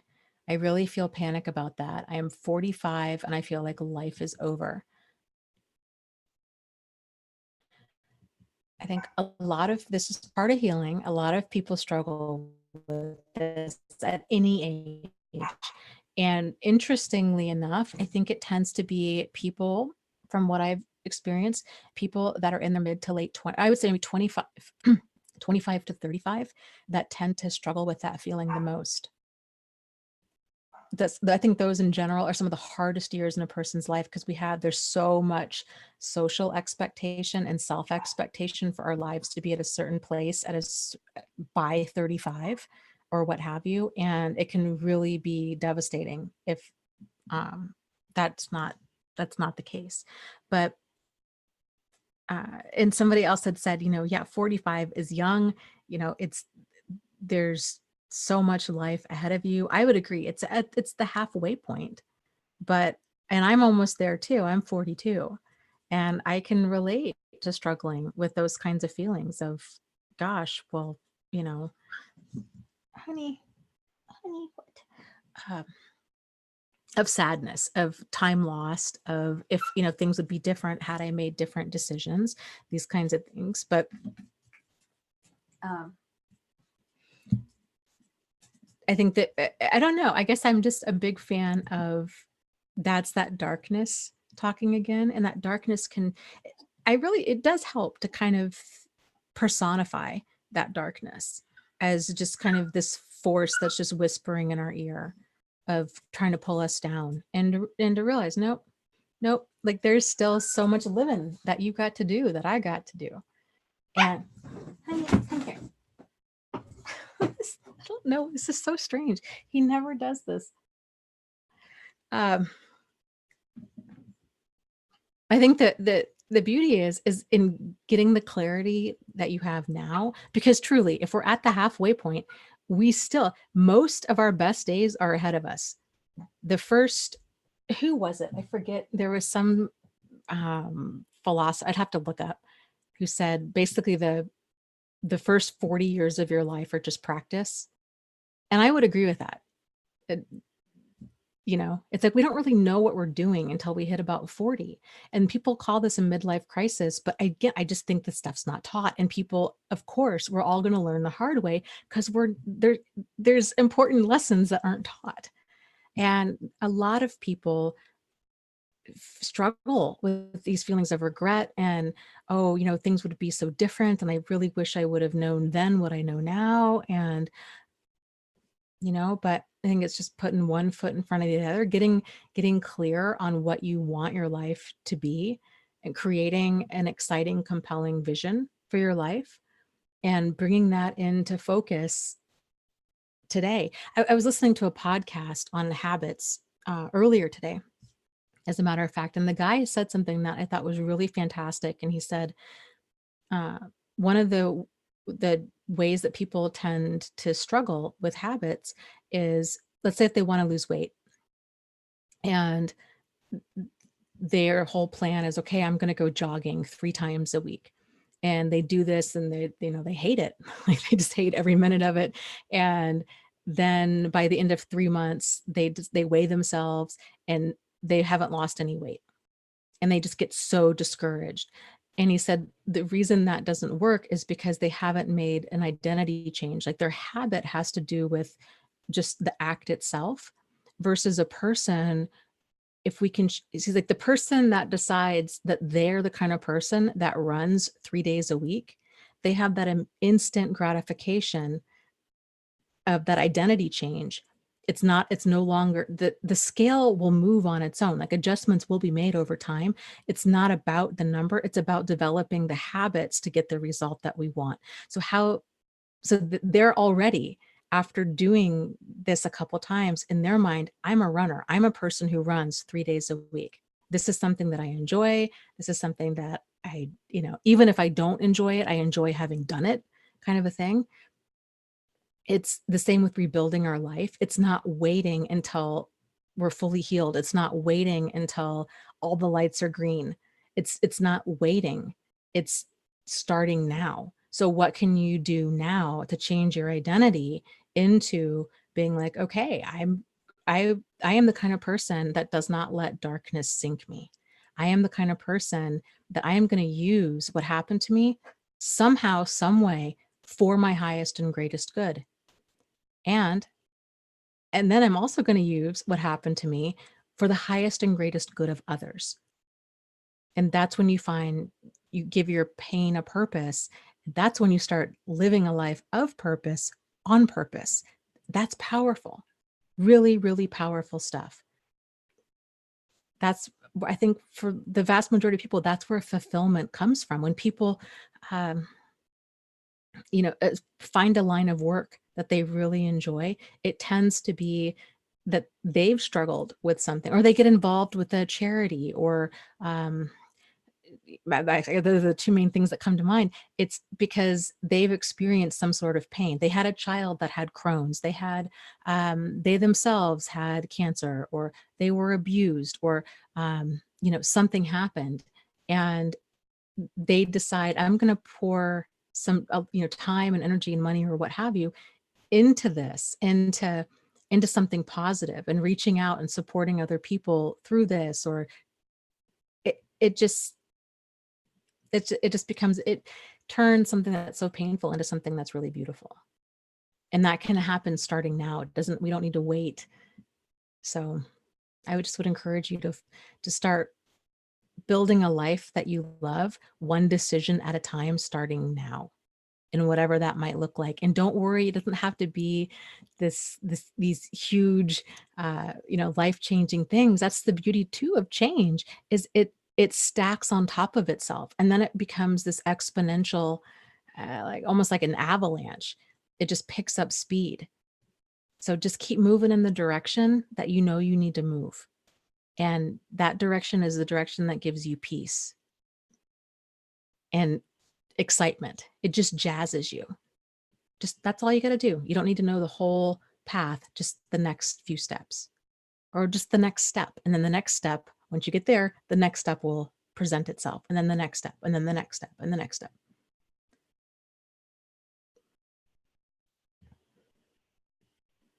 Okay, good. She says Claza. Yeah, that's inspiring advice. And it's so true. It really is. I think you'll find too in this community, I don't know how involved you are. This is not just with my community, but just in general, there's a lot of us. And I have to say, I've met actually everybody that's in my life right now, I've met that just makes my heart smile. I have met through this, through either the support group or through my YouTube channel or what have you. And, it's a hard way to go around meeting people, but I don't think I would have met them any other way. And I can't imagine them not being in my life. So I think you might be surprised if you start looking around and you're like, man, there's just a lot of really caring, great people here that get it, that are interested in personal growth. And that are supportive and validating, and you can really make some good connections.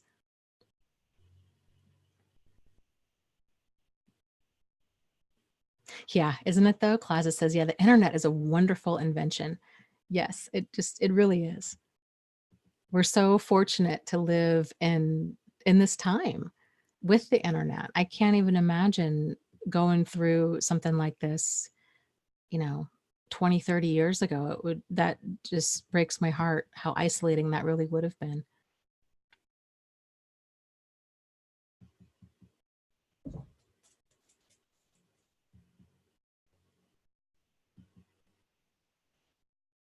Sebastian says the majority of women don't understand that we men cannot fall in love like we go shopping for a partner at a supermarket. Well, I will say, Sebastian, I think healthy, balanced people uh, do understand that, because it's, if anybody doesn't understand that, then there's some emotional kind of immaturity going on. Because if love is that easy that you just, oh, hey, I just, found it at the supermarket, kind of like, hey, you just, it's not, there's no depth to it. And a person that's, when there's, you know, kind of healthy, well-adjusted people realize that love is power. It's powerful. It's a powerful emotion, and it takes time to cultivate. And it's not just the warm fuzzies inside of a person. It's action. It's based off of so many things like dignity and respect and appreciation. Like, underline that, appreciation, and valuing this other person for who they are. There's depth there. It's not a fleeting emotion. But I think that's a whole nother conversation, because I think that a lot of society is kind of, there's been a lot of lost in understanding like the depth of emotion and the importance of that.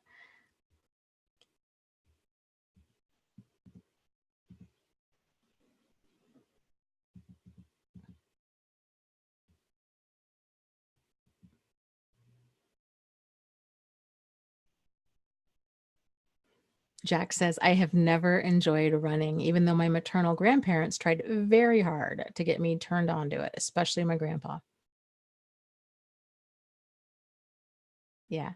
I think, you bring up a really good point. So back to that example of the person who decided that they really wanted to run 3 days a week.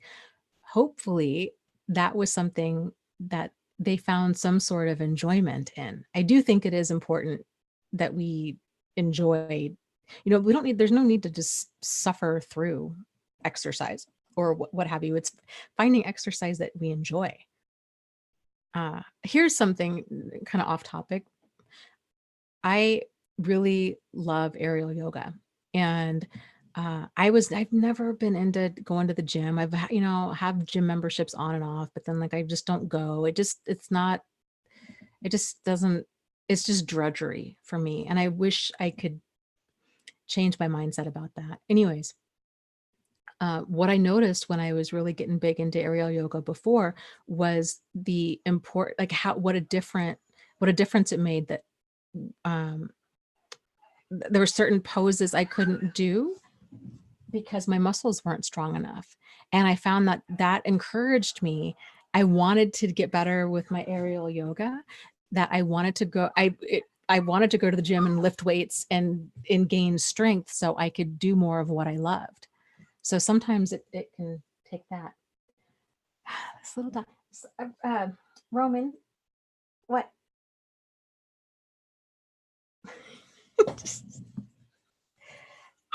Oh, you have the saddest cry. Come here. Come here. I don't know what you want. I don't know what you want. In, out, in, out. Huh? Goodness. Goodness. All night long. You just go cry, cry, cry.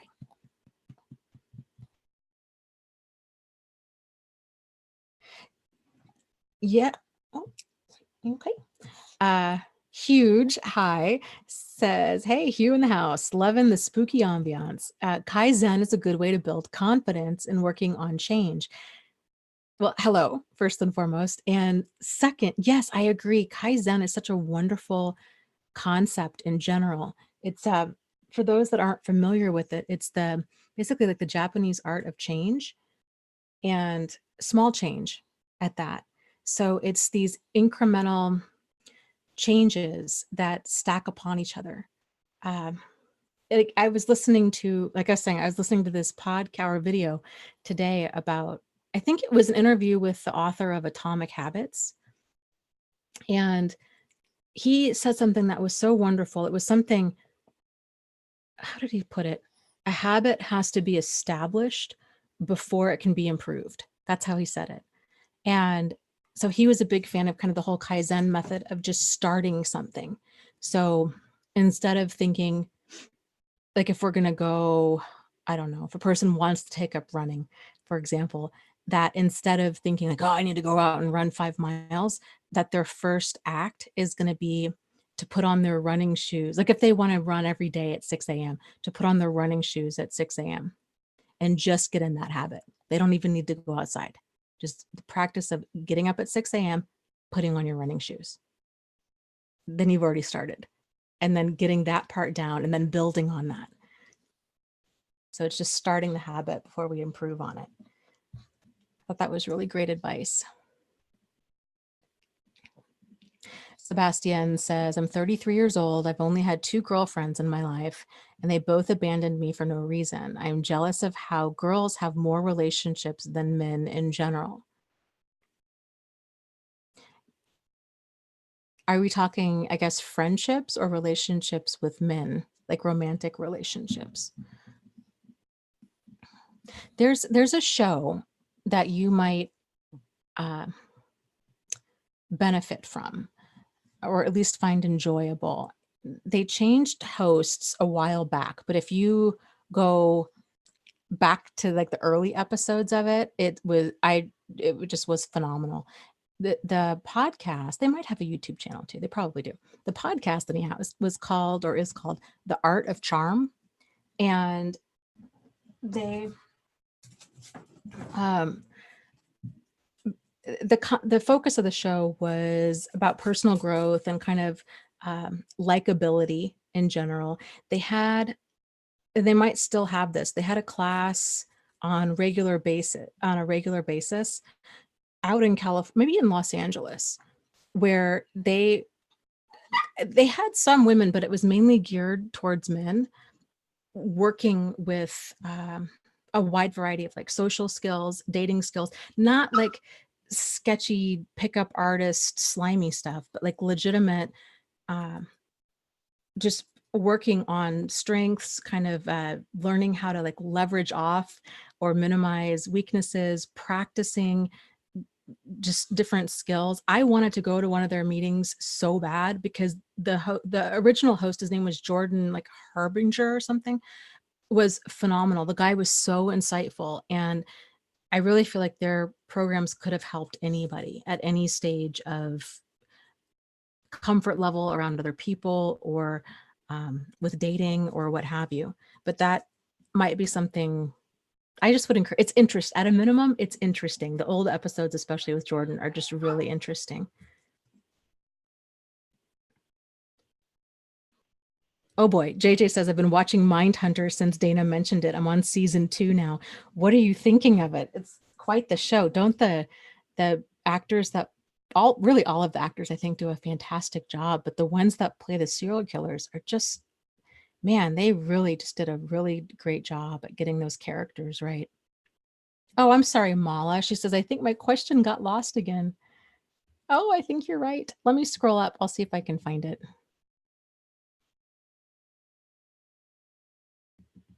Hi, Jennifer. I just am now seeing you here. Oh, really? Gareth says Atomic Habits is my favorite book. Yeah, it's it is. Like there was so many just neat points that the author had mentioned in that.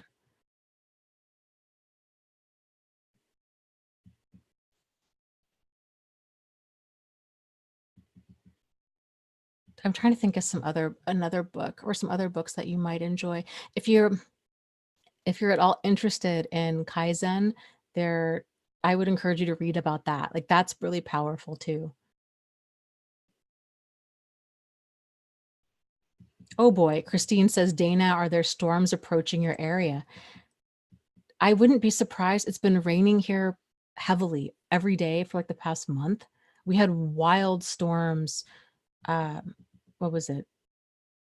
Was it last week that I wasn't here, or was that the week before that I lost power? I don't even remember. But it wasn't raining when I got home tonight, so hopefully we'll be okay.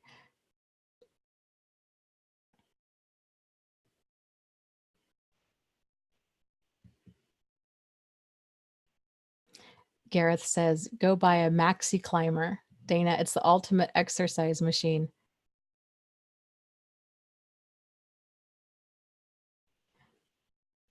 Uh, there's this was also in that the YouTube video I was listening to today on habits and such, about, and this guy, he's so right on about the host actually had mentioned this, and I thought that was such a fantastic question about how basically like the benefits of dopamine and how all of this science behind, how they build casinos, how they build gaming apps and just games in general, online games, it's all designed to hook a person in and to keep you going. And the host was saying, it would be so powerful if we could use that science for like personal growth. And so the guy that wrote Atomic Habits, they just had this discussion about it. And the Atomic Habits guy was saying, uh, he said, yes, it's basically if you can make something that you're trying to do that's somewhat undesirable, make it to where that's not the primary goal. So he gave the example of exercise. And okay, a lot of people are just not motivated to exercise. They've set goals, they've set New Year's resolutions, they're just not motivated to do it. He said, but then Pokemon Go came out, and then you had these same people that were walking 5-10 miles a day, not missing a day, that were just all of a sudden became obsessive about finding all of these little different Pokemon. And the benefit was that they were walking 5 or 10 miles a day, but that wasn't their primary goal. And I thought that's so worth exploring, of how we can make things that aren't necessary. I think personal growth is a great thing. For a lot of people, they're not interested in personal growth, or they think that they don't need it. Same with exercise. But if there could be some sort of other thing that we go towards, then maybe that would be more of a draw. I don't know. It was an interesting thought, interesting conversation. The channel I was watching this on, I just stumbled across it the other day. I think his name, the host is like Rich Roll or something. Rich Roll, I think. It was good. Atomic Habits. It was like a 2-hour something video. Highly recommend it.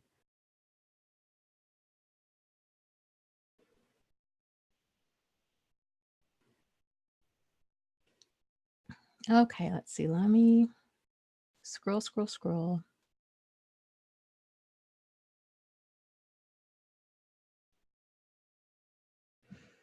Elizabeth says, I realize that when my mother is not feeling 100%, she verbally punishes me, fights for no reason, etc. It's exhausting, always being the emotional punching bag whenever she's hungry, for example. Yes, I can imagine that it would be. I think we had talked about this earlier. With people like that,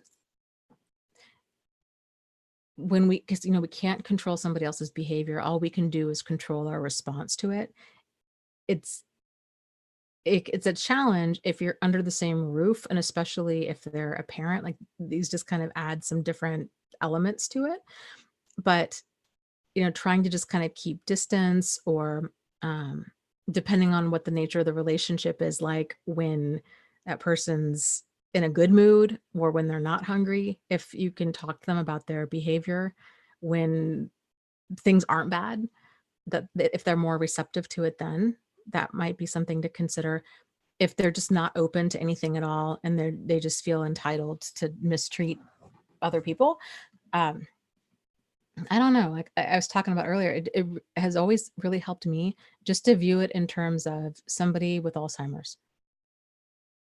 I don't internalize it. They might say, again, with a person with Alzheimer's, there's gonna be behavior changes. They might cuss at you. They might be really hateful and mean. And I just am like, that is the brain disorder.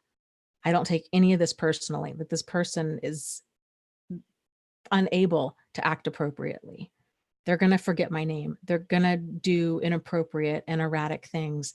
They're they're going to show up with, um, you know, all kinds of bizarre clothing choices. They're going to not say the right thing at the right time. It's stuff that's going on with them. It has nothing to do with me. And being able to distance that way, it helps so much because when that stuff does happen and when a person is saying hateful or hurtful things, uh, you just kind of, I mean, in those kinds of situations, it's just, you just realize this person's not in real, like they're in their own reality. And this isn't about me. If I wasn't here and somebody else was, they'd be treating them the same way. Like it's not about me, it's about them. And the point of that is we have the power to not own this stuff. This is a skill that takes practice, but I think it helps to realize, you know, um, kind of healthy, happy, balanced people don't go around destroying others. Like there's some stuff there that's going on with that person.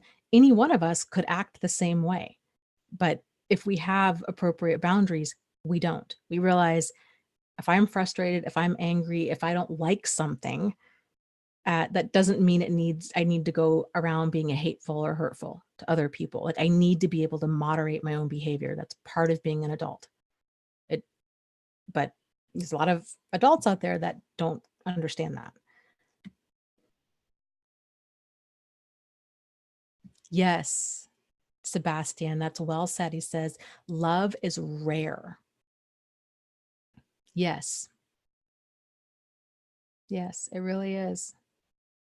And it's that deep appreciation for that other person for who they are.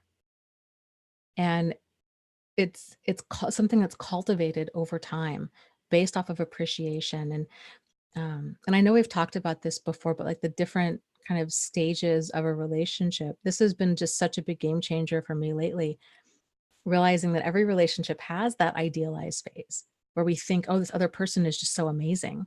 And it's the rose colored glasses stage. And then that stage fades on about, I don't know, 3 month ish point when we get settled in, sometimes sooner than that, sometimes a little bit longer than that, but generally not too much longer than that. And then we start, it's like that old MTV show, The Real World. It would say that this is what happens when people stop being polite and they start being real. That's what they're describing. We all walk around, especially if we're interested in somebody else. We're like, "Ooh, this person, I want to be their friend. Like they're just so cool. I want to be their friend." Or, "Oh, this person, I'm just so attracted to something about them. The way that they think, the way that they look, the whatever it is, I'm attracted to them." We're all trying to put the best foot forward. And then when we start getting real and you see people for who they are, kind of warts and all, that's when the relationship really starts. That's when that negotiation phase comes in. How do they handle conflict? How do they handle frustration? How do they handle it when you set boundaries? How do they resolve differences? How do they treat other people? These are the important parts because it's easy to get along with somebody when they're agreeable and when we have things in common with them, but it's more important to figure out how does a person act under stress. And if you have issues, can you talk to them about this person? Can you share, basically, are you able to be vulnerable and open with this person to talk about your concerns, to talk about, your hopes and your dreams and your fears and the deeper parts of you, and then connecting with that person and being vulnerable, and then that being received well and appropriately. And then there's this but with deeply dysfunctional people, they don't like that. Vulnerability of any kind freaks them out, it disgusts them a lot of the time, especially if they are in more of that fight defense, where they're so aggressive, they have that domination driven attitude, that any vulnerability is seen as absolute weakness, which is ridiculous. Like, it's part of being human. But they don't like any weakness in them or any perceived weaknesses in themselves. They for sure don't like it within other people. If another person has their feelings hurt or whatever, they lash out and they put another person down. Oh, you're too emotional, you're too sensitive, you've got the problem. There is no understanding that there's just no emotional intelligence there, really, is what it boils down to. So, okay. So let me scroll up. Oh, well, good. Closet says, I feel so much less alone. I am so glad to hear that. Yeah, I think you'll be surprised if you've heard about, oh gosh, a long time ago, I used to talk about when I first started this YouTube channel and how I didn't I don't know what I expected, but it wasn't this. I guess I didn't really have any. I thought I would just make a bunch of videos and put them on YouTube, and then that would be it. Like, there wasn't a lot of thought or knowledge behind it. And even then, it kind of felt like, okay, make a video. It felt like a message in a bottle of, I don't know who's going to see it. The internet's a big place. It's like the ocean. And I'm just going to throw this bottle out there, and hopefully it'll wash up on the shores, and somebody that needs this message will read it and they'll find it. That was kind of my thinking. And I just didn't think that there were this many people out there that were so hurting and uh, struggling as well. And so it was sort of like that old song from Sting, the Message in a Bottle song, or was it the Police? Both, I guess, kind of potato potato. But that, sending out an SOS to the world, and then his realization of, it turns out I'm not so alone in being alone. And with all of these messages washing back up on the shore, like, that was the exact experience I had. I was completely floored by how many people began responding and commenting. And then it was like, oh my goodness, here I have been walking around feeling completely alone in this, and not at all. And you aren't either. There's unfortunately sort of like the club that nobody else really wants to join, but we're all glad that there are so many members, kind of a thing. There's lots of people here. And Julie adds, I find that making small changes in my life one at a time has made all of the difference. If you can't make big changes, make small ones. Big things are made of small. Very well said, Julie. I agree completely with that. I love that. Big things are made of small ones. Big changes are made of small ones. I like that. Okay, let's see.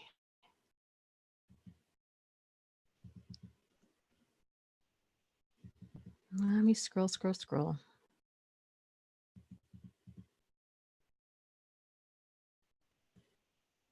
Okay. Oh, Mala, I was gonna look for your question. I am so sorry. Let me see.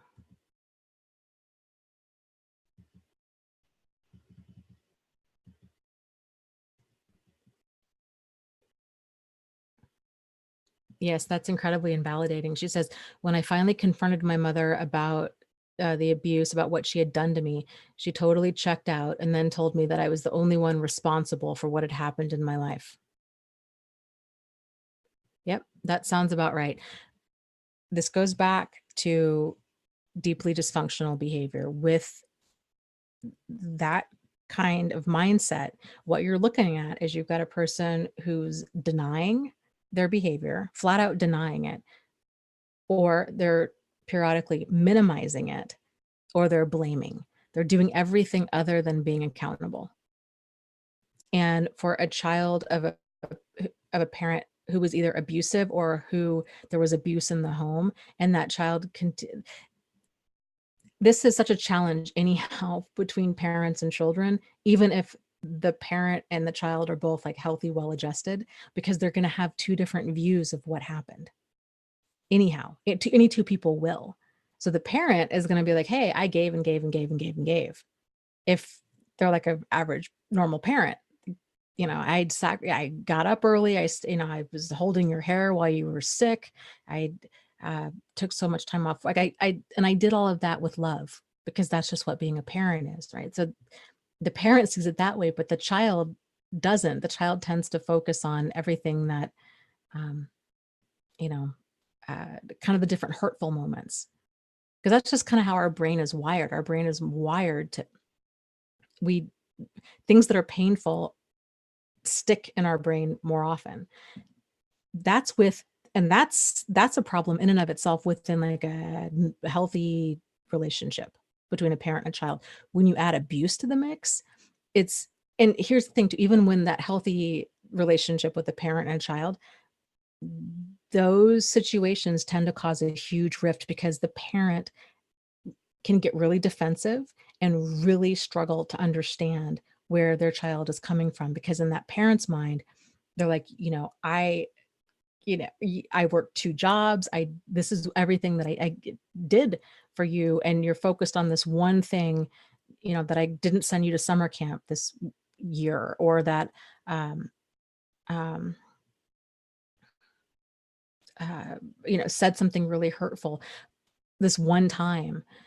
But it's the way that different people process hurtful events. And sometimes if it, this is where it goes back to, uh, kind of being open to understanding that other person's point of view, because even though to the other person, it might not seem like it's that big of a thing, but for the person that was hurt by that, it's a huge thing, especially if it keeps coming up and it keeps coming up decades later. It's not a little thing. It's a big thing. So that's a huge issue just within a healthy relationship. But when there's abuse added to the mix, it's even more invalidating and painful, because there oftentimes isn't, not only is there not that acknowledgement, it's the same type of, the parent just cannot understand what the issue is with the child. It's even worse because there was so much abuse. And so it's added crazy making, especially if that parent was abusive and they're denying it. That never happened. You're blowing it out of proportion. You're misremembering that. Um, or they say things, I've heard this from quite a few people over the years, and this just, it's so hurtful. Well, they won't, I did the best I could. And, uh, whatever I did is between me and God. That's invalidating. And that's crazy making for somebody that's been hurt by somebody's behavior, for them to basically say, I don't need you to be okay with anything. It's between me and God. Like, it's just really invalidating. So this is, but while we're talking about this, I think the other point to make is, when people, a lot of times people will say, like, I really want to go write a letter to this abusive person. I want to confront them. I want them to know how much they hurt me. This is one of the reasons I encourage people, go ahead, write that letter, but then burn it, because the odds of you getting that full accountability and them handling it in a very functional, mature way, when all they've had up to that point is dysfunctional, immature behavior, it's it's not going to happen. And if it does happen, it's generally just a manipulation. So odds are we're not going to get the validation that we're seeking. It's just more pain. They're just not capable. They just don't have that insight. Doug, hello. Oh, and Cecilia. Oh, there's lots of old faces on tonight. That's so cool.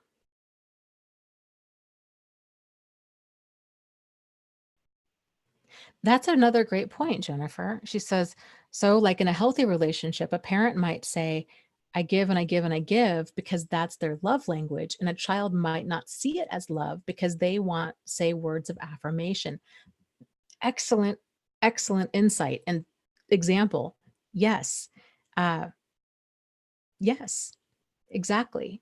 And so same thing between adults too, right? So if this is a person's like, hey, this is how I show love, I show it through gifts. But this other person is like, man, I didn't want the stuff. I just wanted quality time with you. We could have just hung out and had a picnic in the park or gone for a walk. Like that's what I wanted, not the stuff.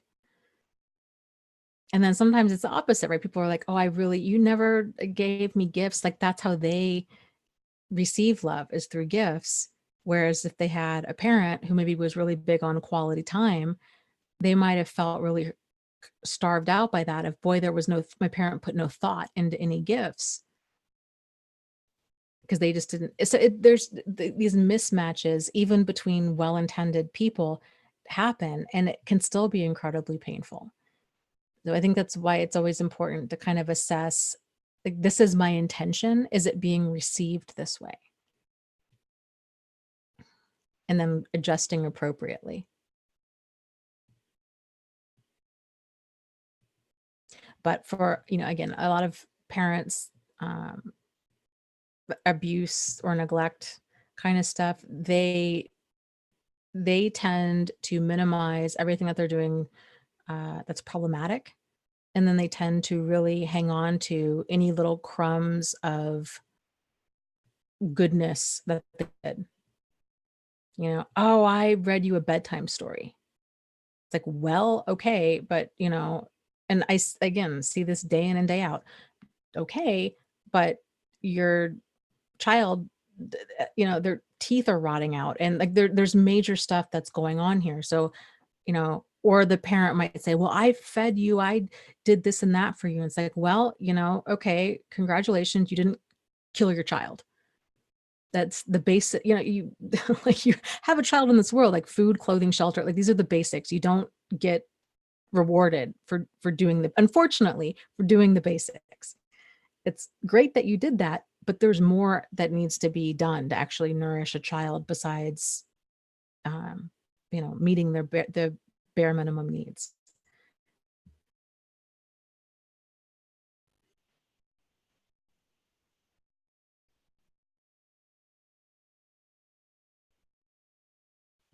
Um, well, and that's a question, Jennifer. That's a good question. She says, I've worked on a letter to my dad on and off for the past 6 years. What if I sent it to him, but prepare for the worst? That way, if he does receive it well, then it can be a relief. And if he doesn't, then I'd be prepared. You know, you of course can do anything that you want to do. I guess I would just encourage you, if you do send it, to just prepare yourself for a lot of, because the things that you said before in the chat show this is the abuser mentality. It's minimization, it's denial, and it's spinning it around, especially when there's molestation involved. It's very common for it's how a person with problematic behavior rationalizes what they're doing. It's sick and it's twisted. It's, you know, it's how slavery was rationalized. Oh, well, actually, we're not doing a problematic thing because we're going to just pull some passages here and there out of the Bible and just kind of twist things around. So really, we're not hurting these people. Like, some people are just born to be slaves, and you know what? They don't have the same types of emotions as we do. And people are able to just smooth out the cognitive dissonance in their behavior by changing their thought. And that is terrifying that people can do this. But people do it all the time when it comes to problematic stuff. So I guess I just, yeah, He hasn't shown any sincere accountability or remorse. Uh, I wouldn't expect it to start now, and I guess I would encourage you to think about what is your goal? Is it just just to say something to him? If there's no expectation, then that's okay. But how would you? I guess I would have a plan. How would you react if you get back some sort of really twisted response that's like completely lacking accountability? That he blames his childhood, he blames you, he blames the alcohol, he blames this, he blames that. It's there's no sincere accountability there. Like, how would you feel about that? And if it would really rattle you, if you got a response like that, is does that mean that you would need to somehow change your approach with how you write a letter to him?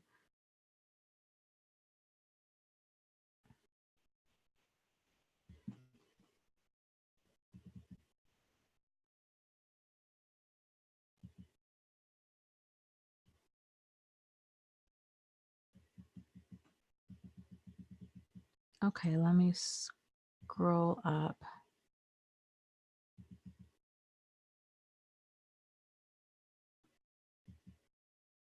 Anime. I'm only catching part of this here. She says, even if those good things had strings attached, it feels like something I need to do. Okay. There's so many good comments in here. And I'm sorry, I'm missing part of this out of context. So I'm just going to address it in, I guess, the way that I'm interpreting it, which may be very off base. But uh, I guess here's the thing, with if we're acts of kindness, if we're giving another person a gift, if we're showing another person an act of kindness, it's only truly a gift or an act of kindness if there's no strings attached. If there's or I should say, let's say expectation. If there's expectation attached, then it's not a gift. It's uh, down payment. So it's a very different thing, which is why gifts like that, I think we've all come across people like that. When we get gifts like that, it feels like, oh, yeah, I no, thank you, but no, thank you, because this is your way of kind of cracking the door because you want something. You're going to want something down the road. There's a lot of peace that can come from giving to another person without expectation. It truly is just such a good feeling to be able to do something for somebody else without that expectation. That little act of kindness just exists for kindness sake. And that's a beautiful thing. Not something that we need to go brag about or post about or tell the world about on social media or get credit or consider a down payment or to kind of keep score. That stuff's emotionally exhausting, and it just so diminishes that act of kind of kindness that it just takes away everything that we just did. It's just such a freeing feeling. And then when there isn't expectation, then there's no hurt feelings if the person doesn't do anything back. There's no even you're not even remembering it because there's not this scorekeeping. It's I'm doing this. Like I don't know, I bought you this little trinket because I thought of you and I thought you would like this little trinket. That's it. If you don't buy me a little trinket, totally fine. That's not what that was about. It's just a very freeing thing. But I think a lot of people grow up in environments where it's kind of tit for tat like that. And there's that scorekeeping.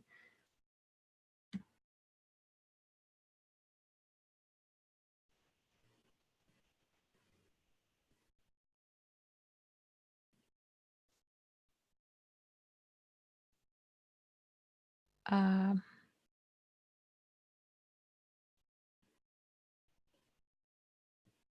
yeah, I agree, Cecilia. She says, my thinking on parents like that is that you don't get a gold star for doing the bare minimum of care.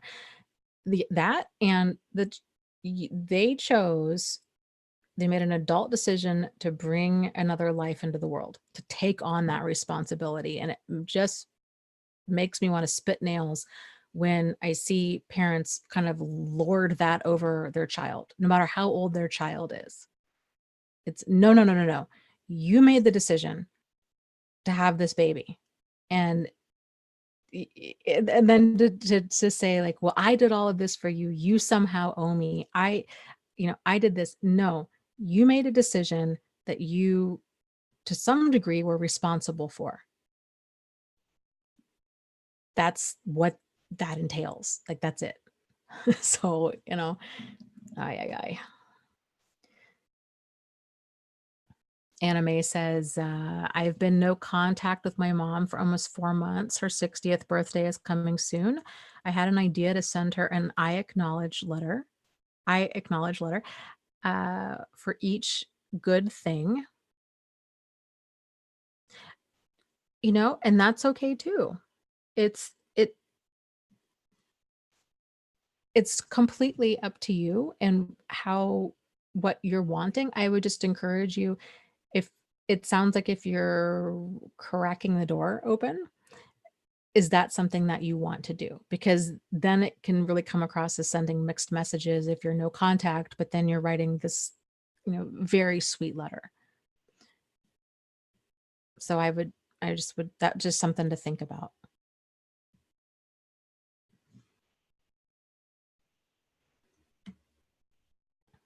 But I will say it really does help if you have a parent who there was a lot of emotional immaturity there. And it just depends. It depends on where everybody is, that they're what happened to them and kind of where they are in their own stage of healing and everything. But it really does help to understand the pain that we encounter from other people, especially if it's just this immature behavior, that this is their limitation. Like, that's where that pain is coming from, is we needed more, they just couldn't give it. That was their limitation. It makes it a lot easier to interact with problematic people, as long as they're not dangerous and destructive or deadly. But if it's more on the crazy making side of the spectrum, to realize, okay, this is this person's limitations. And because of this, I can only handle this in small doses, because it's still crazy making, but I don't internalize it.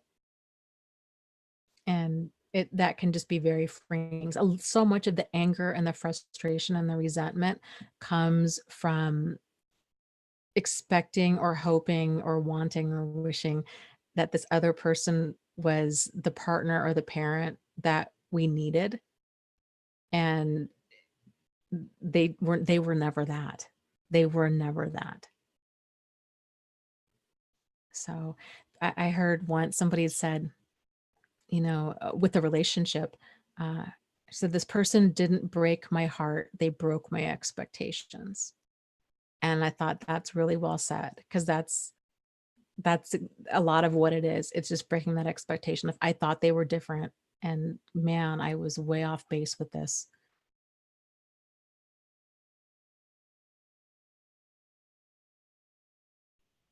I agree, Jennifer. Uh, she was saying,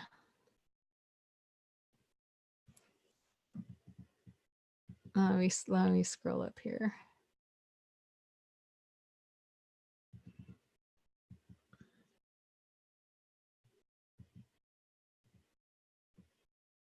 Oh gosh, something about, I just caught part of it. Whenever a parent is saying something like this, makes me think that they're objectifying their child and making them into something they own to give them a sense of praise. Yes. And that is a very common thing for kind of, again, that kind of twisted mentality, when there's not that level, that understanding of this person is a person. Like they have their own autonomy. They have their own wants and needs and thoughts and feelings and hopes and fears and dreams. They are their own person. And they're going to be who they're going to be. Hopefully they will be who they are inside. We call that, our authentic self. They're going to be them. And it can be very difficult, I can imagine, when a parent has a child who's so different from them. If the parent is an engineer or very, kind of detail oriented, and they have a child who's incredibly creative and very terrible with details, but very big picture oriented, you're just two very different people. And that can be it's just very difficult for a parent to understand, in general, for a parent to understand how like, how are you so different? Where where did you come from? Um, but hopefully, even though it's difficult, uh, a parent that has that more, mm, like, what would be the word for it? I guess just kind of dignity and respect, like sees that child's individuality, is able to give that child room to find their way, to figure them out, instead of being like, "Oh my, okay, no, you're doing this all wrong. You've got to do this my way. And you've got to be like me. So if you're not detail oriented, if you're not in love with math, if you're not this, then it's somehow a shortcoming of you." And that's how I think a lot of us grew up. And but then realizing, this is they just there was just this mismatch. They just didn't know how to nurture a child who was so different. Okay, let's see here. Let me scroll up.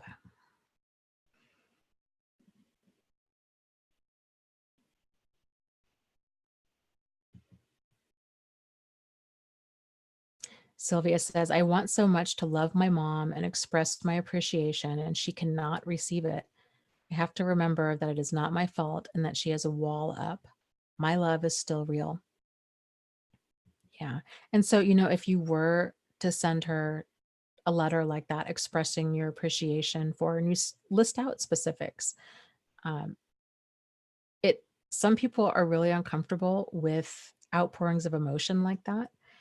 But I think if it's still things that you just want to have said, um, realizing that that really might make her even more standoffish if she's uncomfortable with emotion like that. Some people really have walls up, and that is, they don't want to talk about it. They don't want to think about it. Um, they're just so defensive and guarded. Uh, if you just want to say your piece and just say, "Hey, I just want you to know I love you, and you don't need to do anything." Like, it's just I'm saying this because I just want you to know. You don't need to thank me. We don't need to talk about it. Uh, just saying it to say it.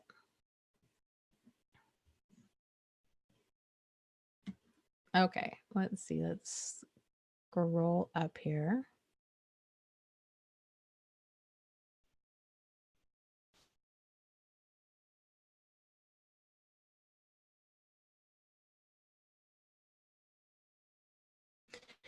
Jennifer, same with her dad.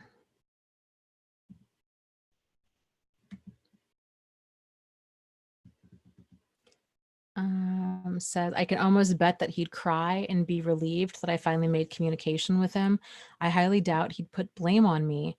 When I first came out, he was surprised that I broke down and was so upset, asking for his forgiveness in coming out. This is because he said he was the one with issues, not me." And you're talking about coming out with the abuse,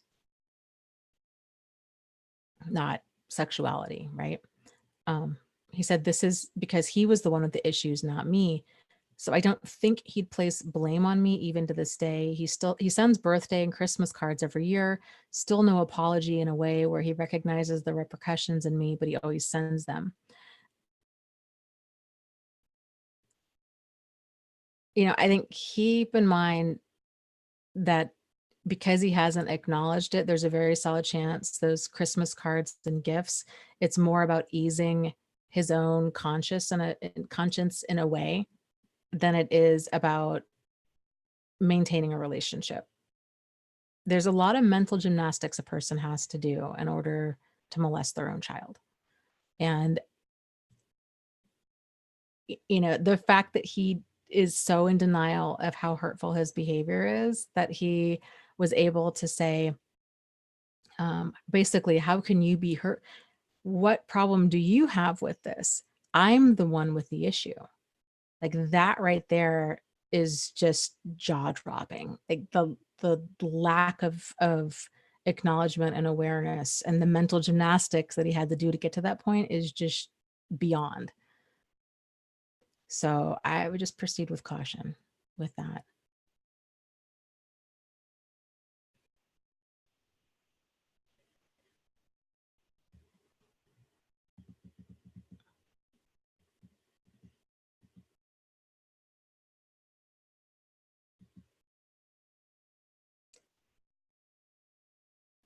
Okay, let me scroll up here.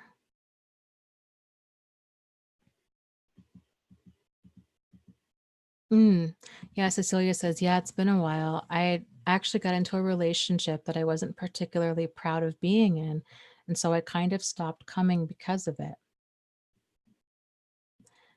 Yeah, I think that's common for a lot of people. I hope that, I guess what I really want this channel to be about is just supporting people at wherever they are. That I just hope that you guys know that you don't have to do anything or to have your life a certain way in order to be here. Like this is just a group of people that are all interested in personal growth, myself included. And I know it can be upsetting if we're continually confronted with this reality through the conversation, confronted with some harsh truths that we're like, oh, I just don't even want to hear about it. I don't want to think about it. I need to figure my own stuff out. Like I get that completely. I just hope that people understand that you guys are always welcome here, and it's just good to see you. So, okay, let me scroll down here.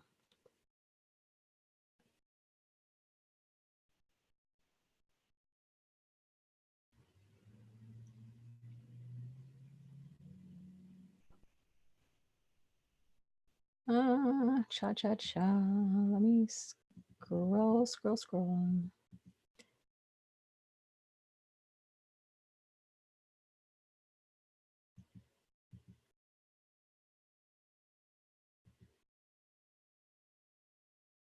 Sylvia says, yes, I had lots of fleas. So if you're new here, that concept of fleas is kind of just dysfunctional behavior, a lot of times dysfunctional ways of coping that we tend to pick up when we're in a dysfunctional environment.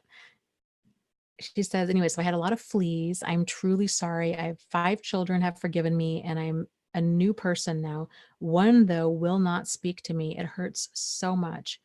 It's mom stuff. Yeah. And I can imagine. I can imagine that's just got to be absolutely heart-wrenching.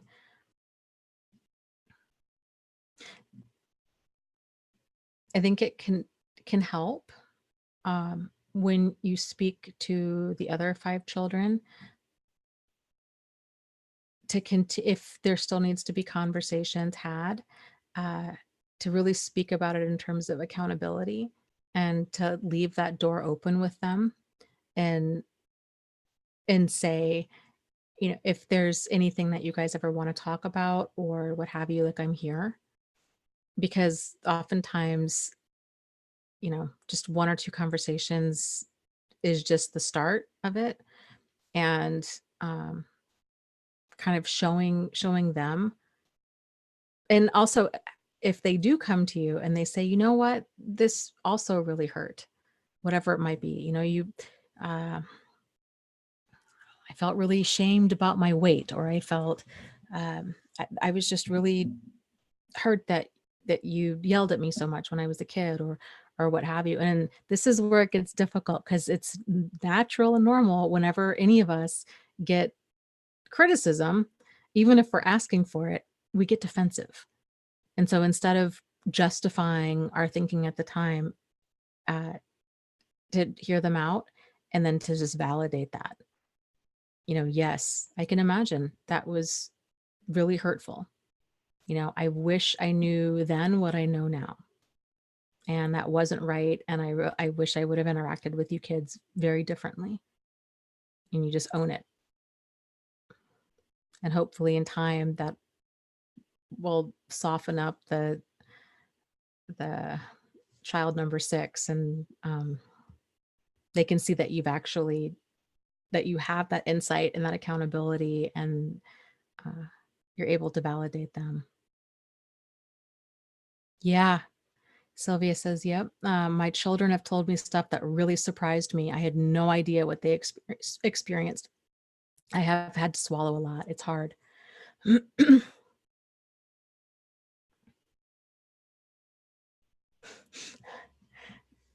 Sorry, I was reading the comment above you. Huge says, hey, Dana, so does no contact still count if you go to a narcissist's funeral to super glue a witch hat on them and spray paint their face green? That's hilarious. That's a good question. We might let everybody else vote on that. I will be curious to know what other people think about that. Jeez.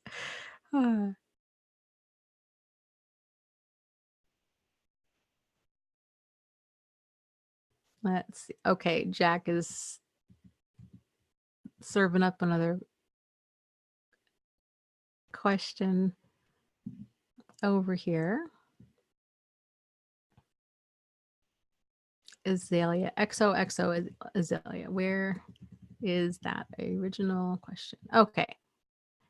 Oh, okay. That's a great question. How do you stop feeling depressed when you are in a toxic household? And Jack had made the comment that he strongly feels that a big part of it is making a concerted effort to get out of that household. I would agree. If you're doing what you can, helps tremendously. The challenge with a toxic household is it can be so stressful, and that level of stress and crazy making, stressful and anxiety inducing and crazy making. And that really takes a toll on a person. And it manifests as all kinds of things: inflammation, chronic pain, fatigue, depression, anxiety, weight fluctuations, sleep fluctuations, you name it. And because it's sort of like a fish swimming in a dirty fish tank. Like eventually the fish just kind of gets used to not feeling good and not being able to really see anything around it. And it's amazing what we can get used to, even though we know, hey, this is not ideal. It's scary what we can acclimate to, but we just don't feel good. And so on emotionally or physically. So there really is a lot of value of getting out of there, if that is at all possible, moving out on your own, moving in with a friend, just moving in with ideally a person who's emotionally safe. It's shocking. The level of your energy goes up, your stress goes way down, things tend to resolve, or at least become more in balance. So I guess finding as much peace as you can. If you can move out, I would start. Yeah, I would agree with Jack. I vote start moving in that direction.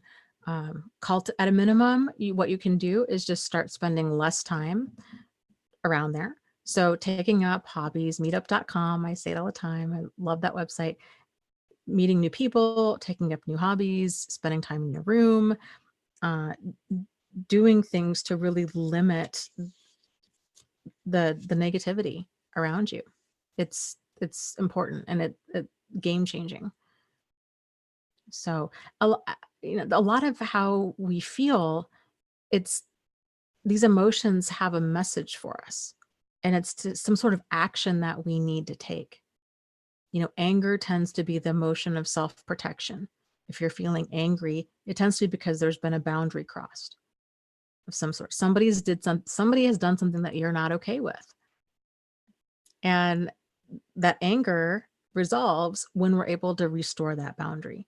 And we do that either through being assertive with them or through distancing ourselves from them if they're not if we bring it up to them and they just don't care, they invalidate, they minimize, they deny, they do all these things, then we kind of realize, oh, okay, there is no open, honest conversation here. So I'm gonna have to just kind of back up a little bit from this person. So it's paying attention to the emotion and the message that it has for us.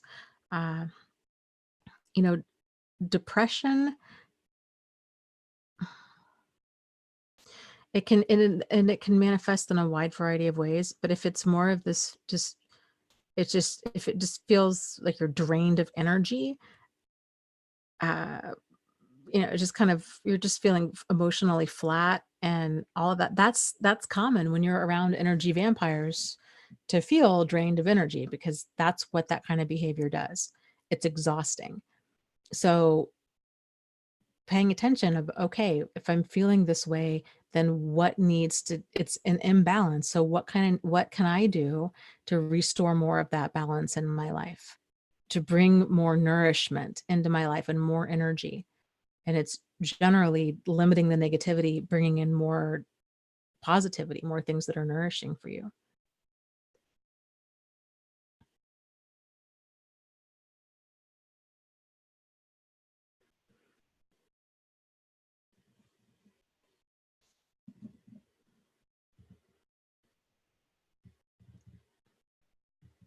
Okay, let's see. Let me scroll up here.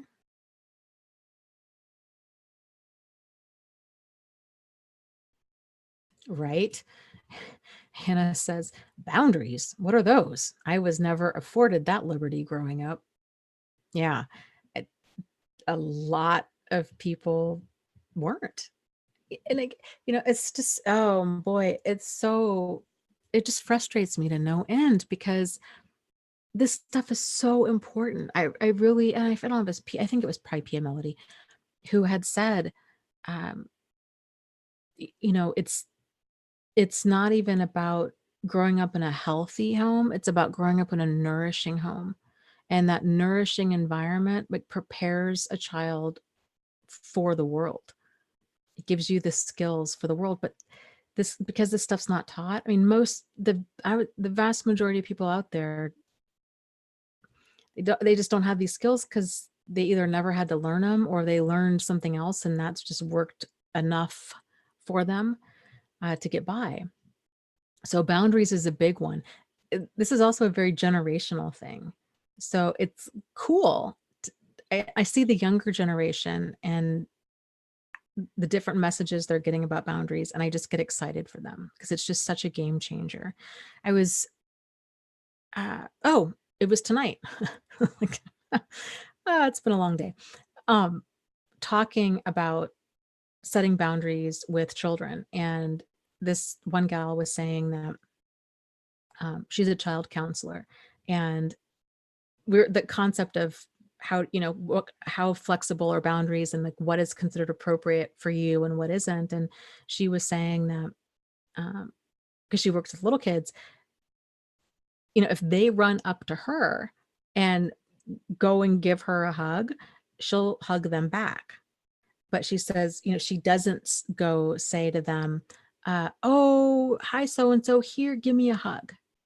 Or she doesn't push herself on them. She's really big on encouraging them kind of, what kind of touch is comfortable, what kind of touch is uncomfortable. You set the pace because it's your body. And that these little kids are aware of that now. And so they're much more comfortable with just being assertive with that. Whereas I think many of us, when we were little, it was very much that pressure of, oh, and I think I told the story before. I met one relative at a family reunion. I don't even know how old. I was young, 6 or 7, I don't remember. And she was the oldest person I'd ever seen in my life.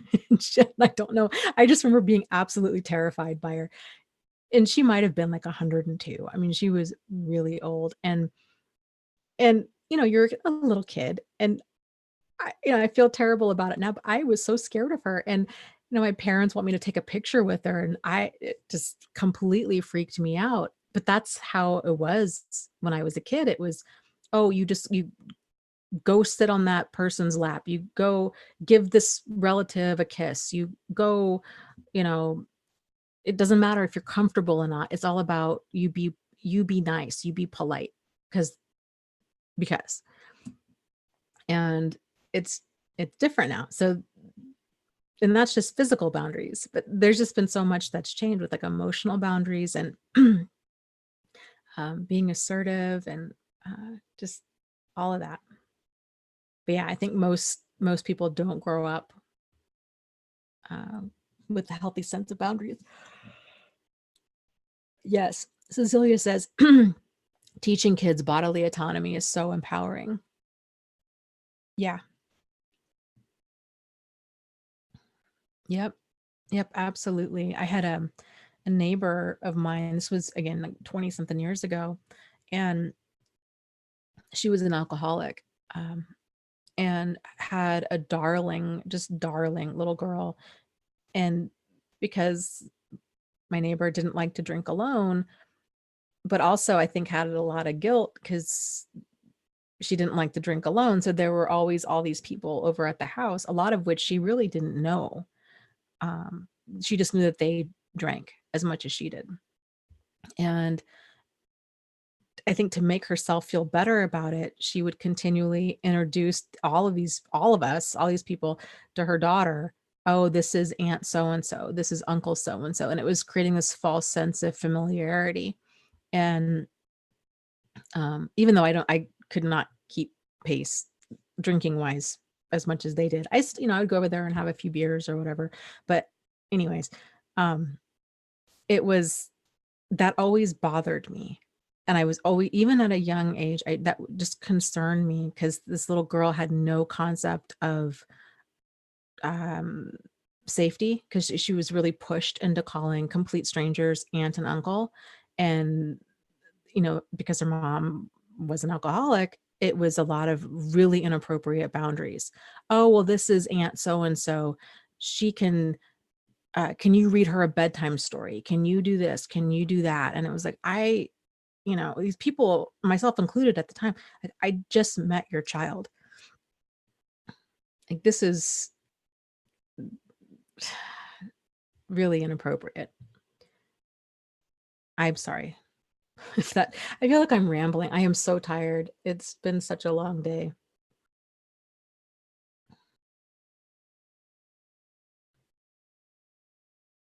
Oh, well, thank you, Cecilia. It just says I've found your videos in September of 2015, I believe, probably that October. It really changed my life for the better, of course. Good deal. That just makes my heart smile. That's just so awesome to hear. I love that, Jack. That's such a great idea. He says, him and Julie have a child with high functioning autism, and we have him practice proximity every single night. We require him to give some distance and ask if he may have a hug and a kiss. Yeah, working with boundaries. That was another part of our conversation tonight, was because some people don't like to be touched, and some people are way too touchy-feely. And working with both kinds, so, you know, that they're able to feel safe and that other people are able to feel comfortable around them. Yeah, it's interesting.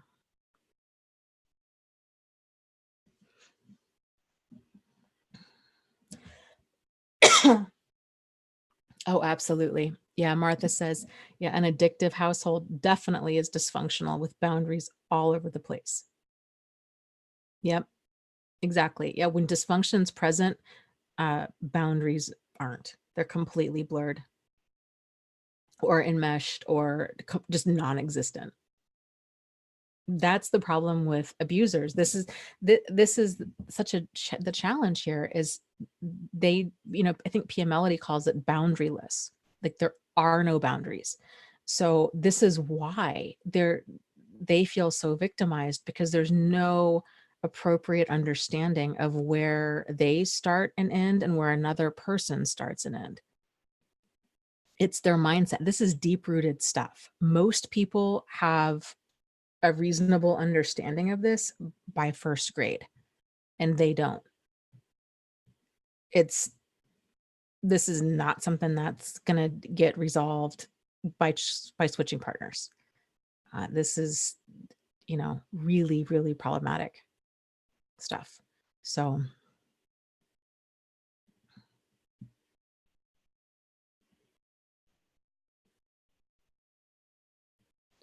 uh, Bonnie says, "Dang, Dana, I didn't know your videos have been around since 2015. I just discovered you maybe about 2 years ago." Yes, I started off it's been a really rocky road because I didn't ever plan on making videos. I really, by nature, tend to be pretty introverted, and I don't like seeing myself on camera. Uh, and when I found people w were I'd hoped that they would watch them. I guess I just didn't expect this many people to watch them, and I didn't it made me really self-conscious, I guess is what it was, and I really, really struggled with that, and it just, um I stopped doing shorter videos because I had such a hard time with that, because I was just continually editing them, and I was being very critical of myself, and so I kept doing live streams because I'd committed to people in my community that, "Hey, I'll be here if anybody just kinda needs support or wants to chat."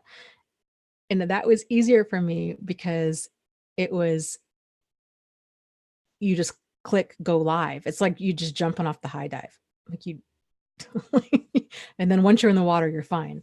It's yeah.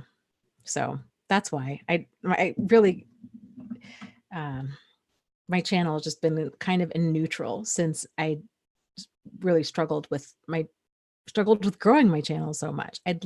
I've been saying this for years, but I really mean it. I really would like to take this channel to the next level and do shorter videos and do, more kind of, topic specific videos so people can find these.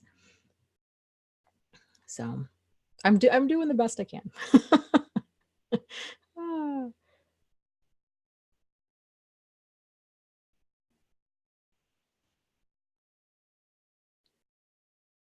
Yeah, I agree. Jennifer says, "Oh man, it really bugs me that people are so cool with making terrible comments about that Greta Thunberg girl online, not only because of her stance on climate change, but because of her autism.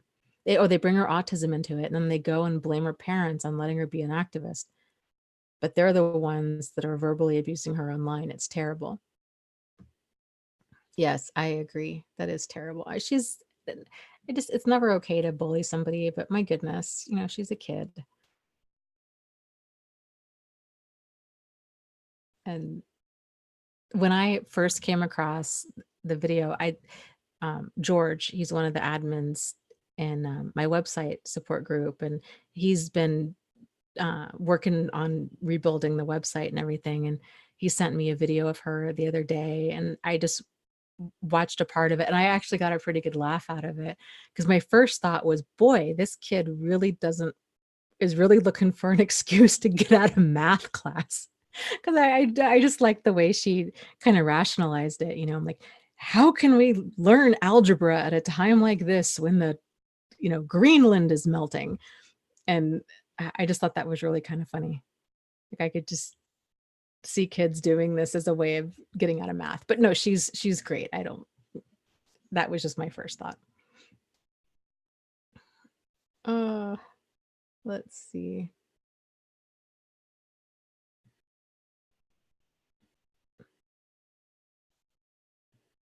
Oh, well, thank you, Bonnie. She says, "Dana, these videos are immensely helpful, and you are helping to mend broken hearts and tortured souls." Thank you.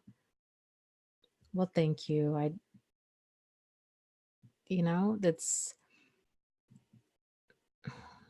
we're all in the same boat.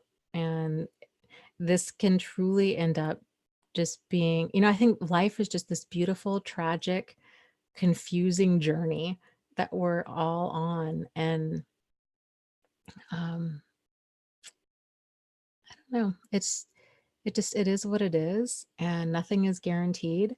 And I think all we can do is just try to squeeze out all of the lessons and that we possibly can, and just leave the world a better place in a nutshell. So, and it's cool. That's the cool thing about the internet is it's amazing the ripple effect a person can have. So, I think if anybody ever thinks, oh, that they could never make a difference, um, I guess just please know that I felt that exact same way.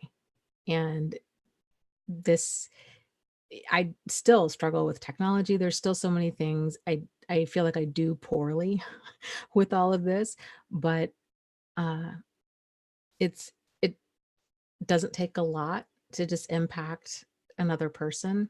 And it doesn't need to be online, but just even just supporting a kind word to somebody that you meet, it can go a long way. It really, really can. So none of us are too small to impact anything.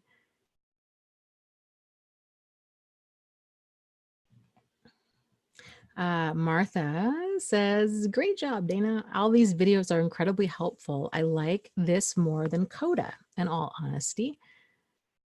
Well, thank you. I appreciate that. I've been thinking for a while, because one of the things that I would like to do in this life is I'm really, one of the things that really gets me is I feel like emotional and mental, well, especially emotional health, this stuff isn't a huge mystery. It doesn't have to be, and it shouldn't be.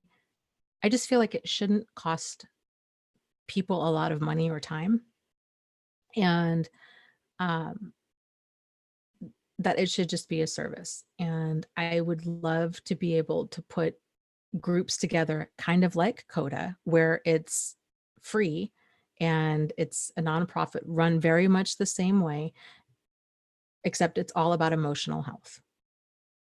I just think that would be so cool. And it just open to the public, you know, wide variety of topics.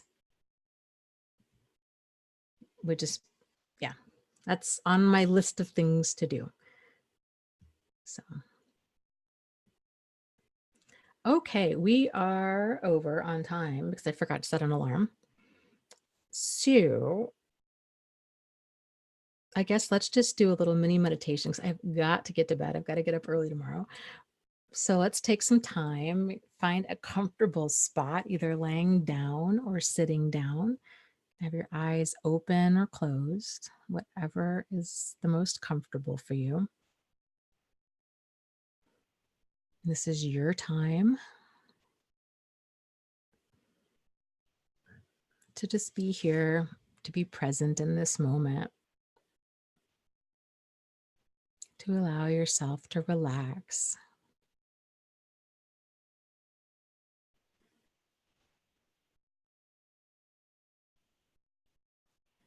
Breathing in a deep breath through your nose, all the way down into the bases of your lungs. And as you exhale, exhaling deeply and allowing your body to settle into a deeper state of relaxation, growing heavier and heavier with each passing breath.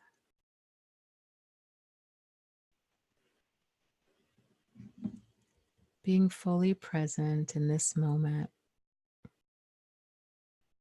and realizing that this moment is full of so many things that are good and right, so many things to be grateful for, and that this doesn't mean that your pain isn't real or that it's not severe. It is. It can be both of those things, but there's still so many things that we can be grateful for.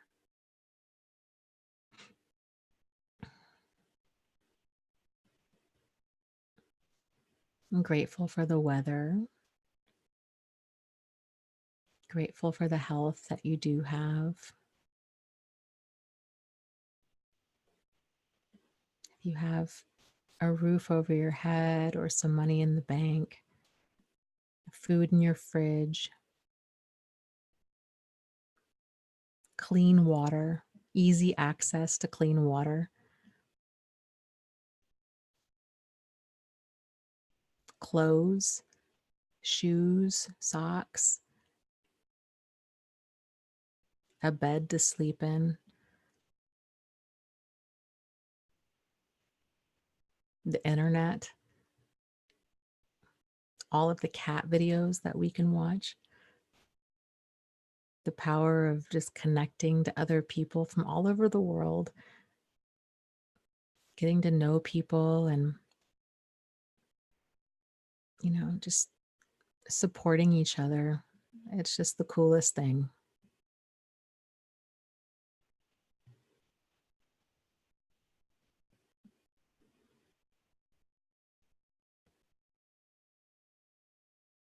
Realizing that we can still connect to everything that is good and right within the world and within you, and that you can still do this and keep yourself safe. That you know deep down what it feels like when you're around a person who's emotionally safe. And you know what it feels like when you're around somebody who's not emotionally safe. And you know what it feels like when you're comfortable and when you're uncomfortable. And realizing that level of discomfort is a sign, it has a message for you that there needs to be some steps taken to get more in balance. And that all of these uncomfortable feelings that we all have, it's part of being human, that the benefit to them is that they're all messengers and they're all working towards your highest and greatest good. They're all designed to help keep you safe. And so, even though it can be really painful and really uncomfortable, it can help to just change the relationship you have with your emotions, and that it can feel like we want to run from the uncomfortable ones, but they're oftentimes there because there's a reason, there's a message to stay away from a certain person or to never be around another person that's like them ever again. And the beauty of this too is when we do have anger, when we do have these strong feelings, the good news is it's your inner self. Your inner self deep down knows your worth, knows your value. And it's upset because somebody didn't treat you with the value that you deserve. Just and that value that you deserve isn't something that you have to earn. It's just part of being alive. It's that dignity and respect that we give to all other living creatures in general.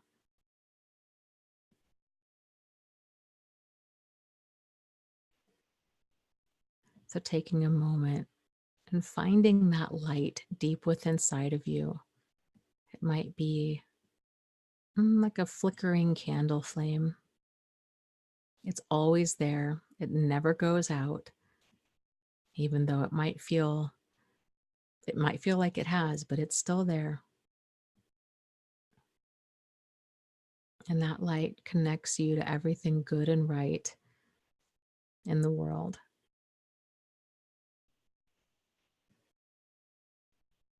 and allowing that light to grow bigger and brighter, sending that healing energy and those good, just kind of good vibrations, just those wonderful energy all throughout your body. It's the energy and the feeling of contentment and peace and happiness. Realizing that you can connect, that these emotions are still there. They're absolutely still obtainable for you. Absolutely. And I would encourage you to do what we've been talking about all night tonight, which is taking some small steps and making some small changes in a positive direction, and being able to bring in some contentment and peace and joy and connection, healthy connection to other people that are nourishing. Realizing that this is, you set the pace, you can keep yourself safe. You've learned so much about how to do that, and that you are worthy of love, that there's a lot that is right with you. And just because certain hurtful, harmful people didn't see that or didn't acknowledge that, it doesn't mean that that's a reflection of you. So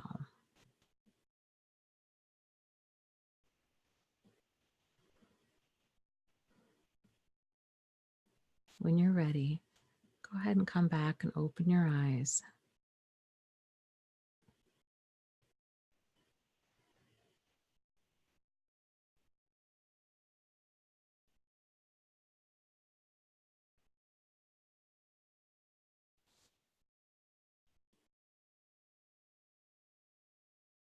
So thank you guys so much for being here tonight. Jack says his back is giving out. He's sorry. Jack, I'm sorry to hear that. I hope you can go lie down and get to feeling better soon. And Sebastian, keep us posted. We'll be thinking about you. We all know how hard it is to be kind of on your own out there, but just sending lots of light and love your way. And I hope you have a good week. So, and same goes to all of you guys, as always. So, just lots of love to you guys. You are not alone. You are not crazy, and you really can move forward and heal from this. So, take care. Good night.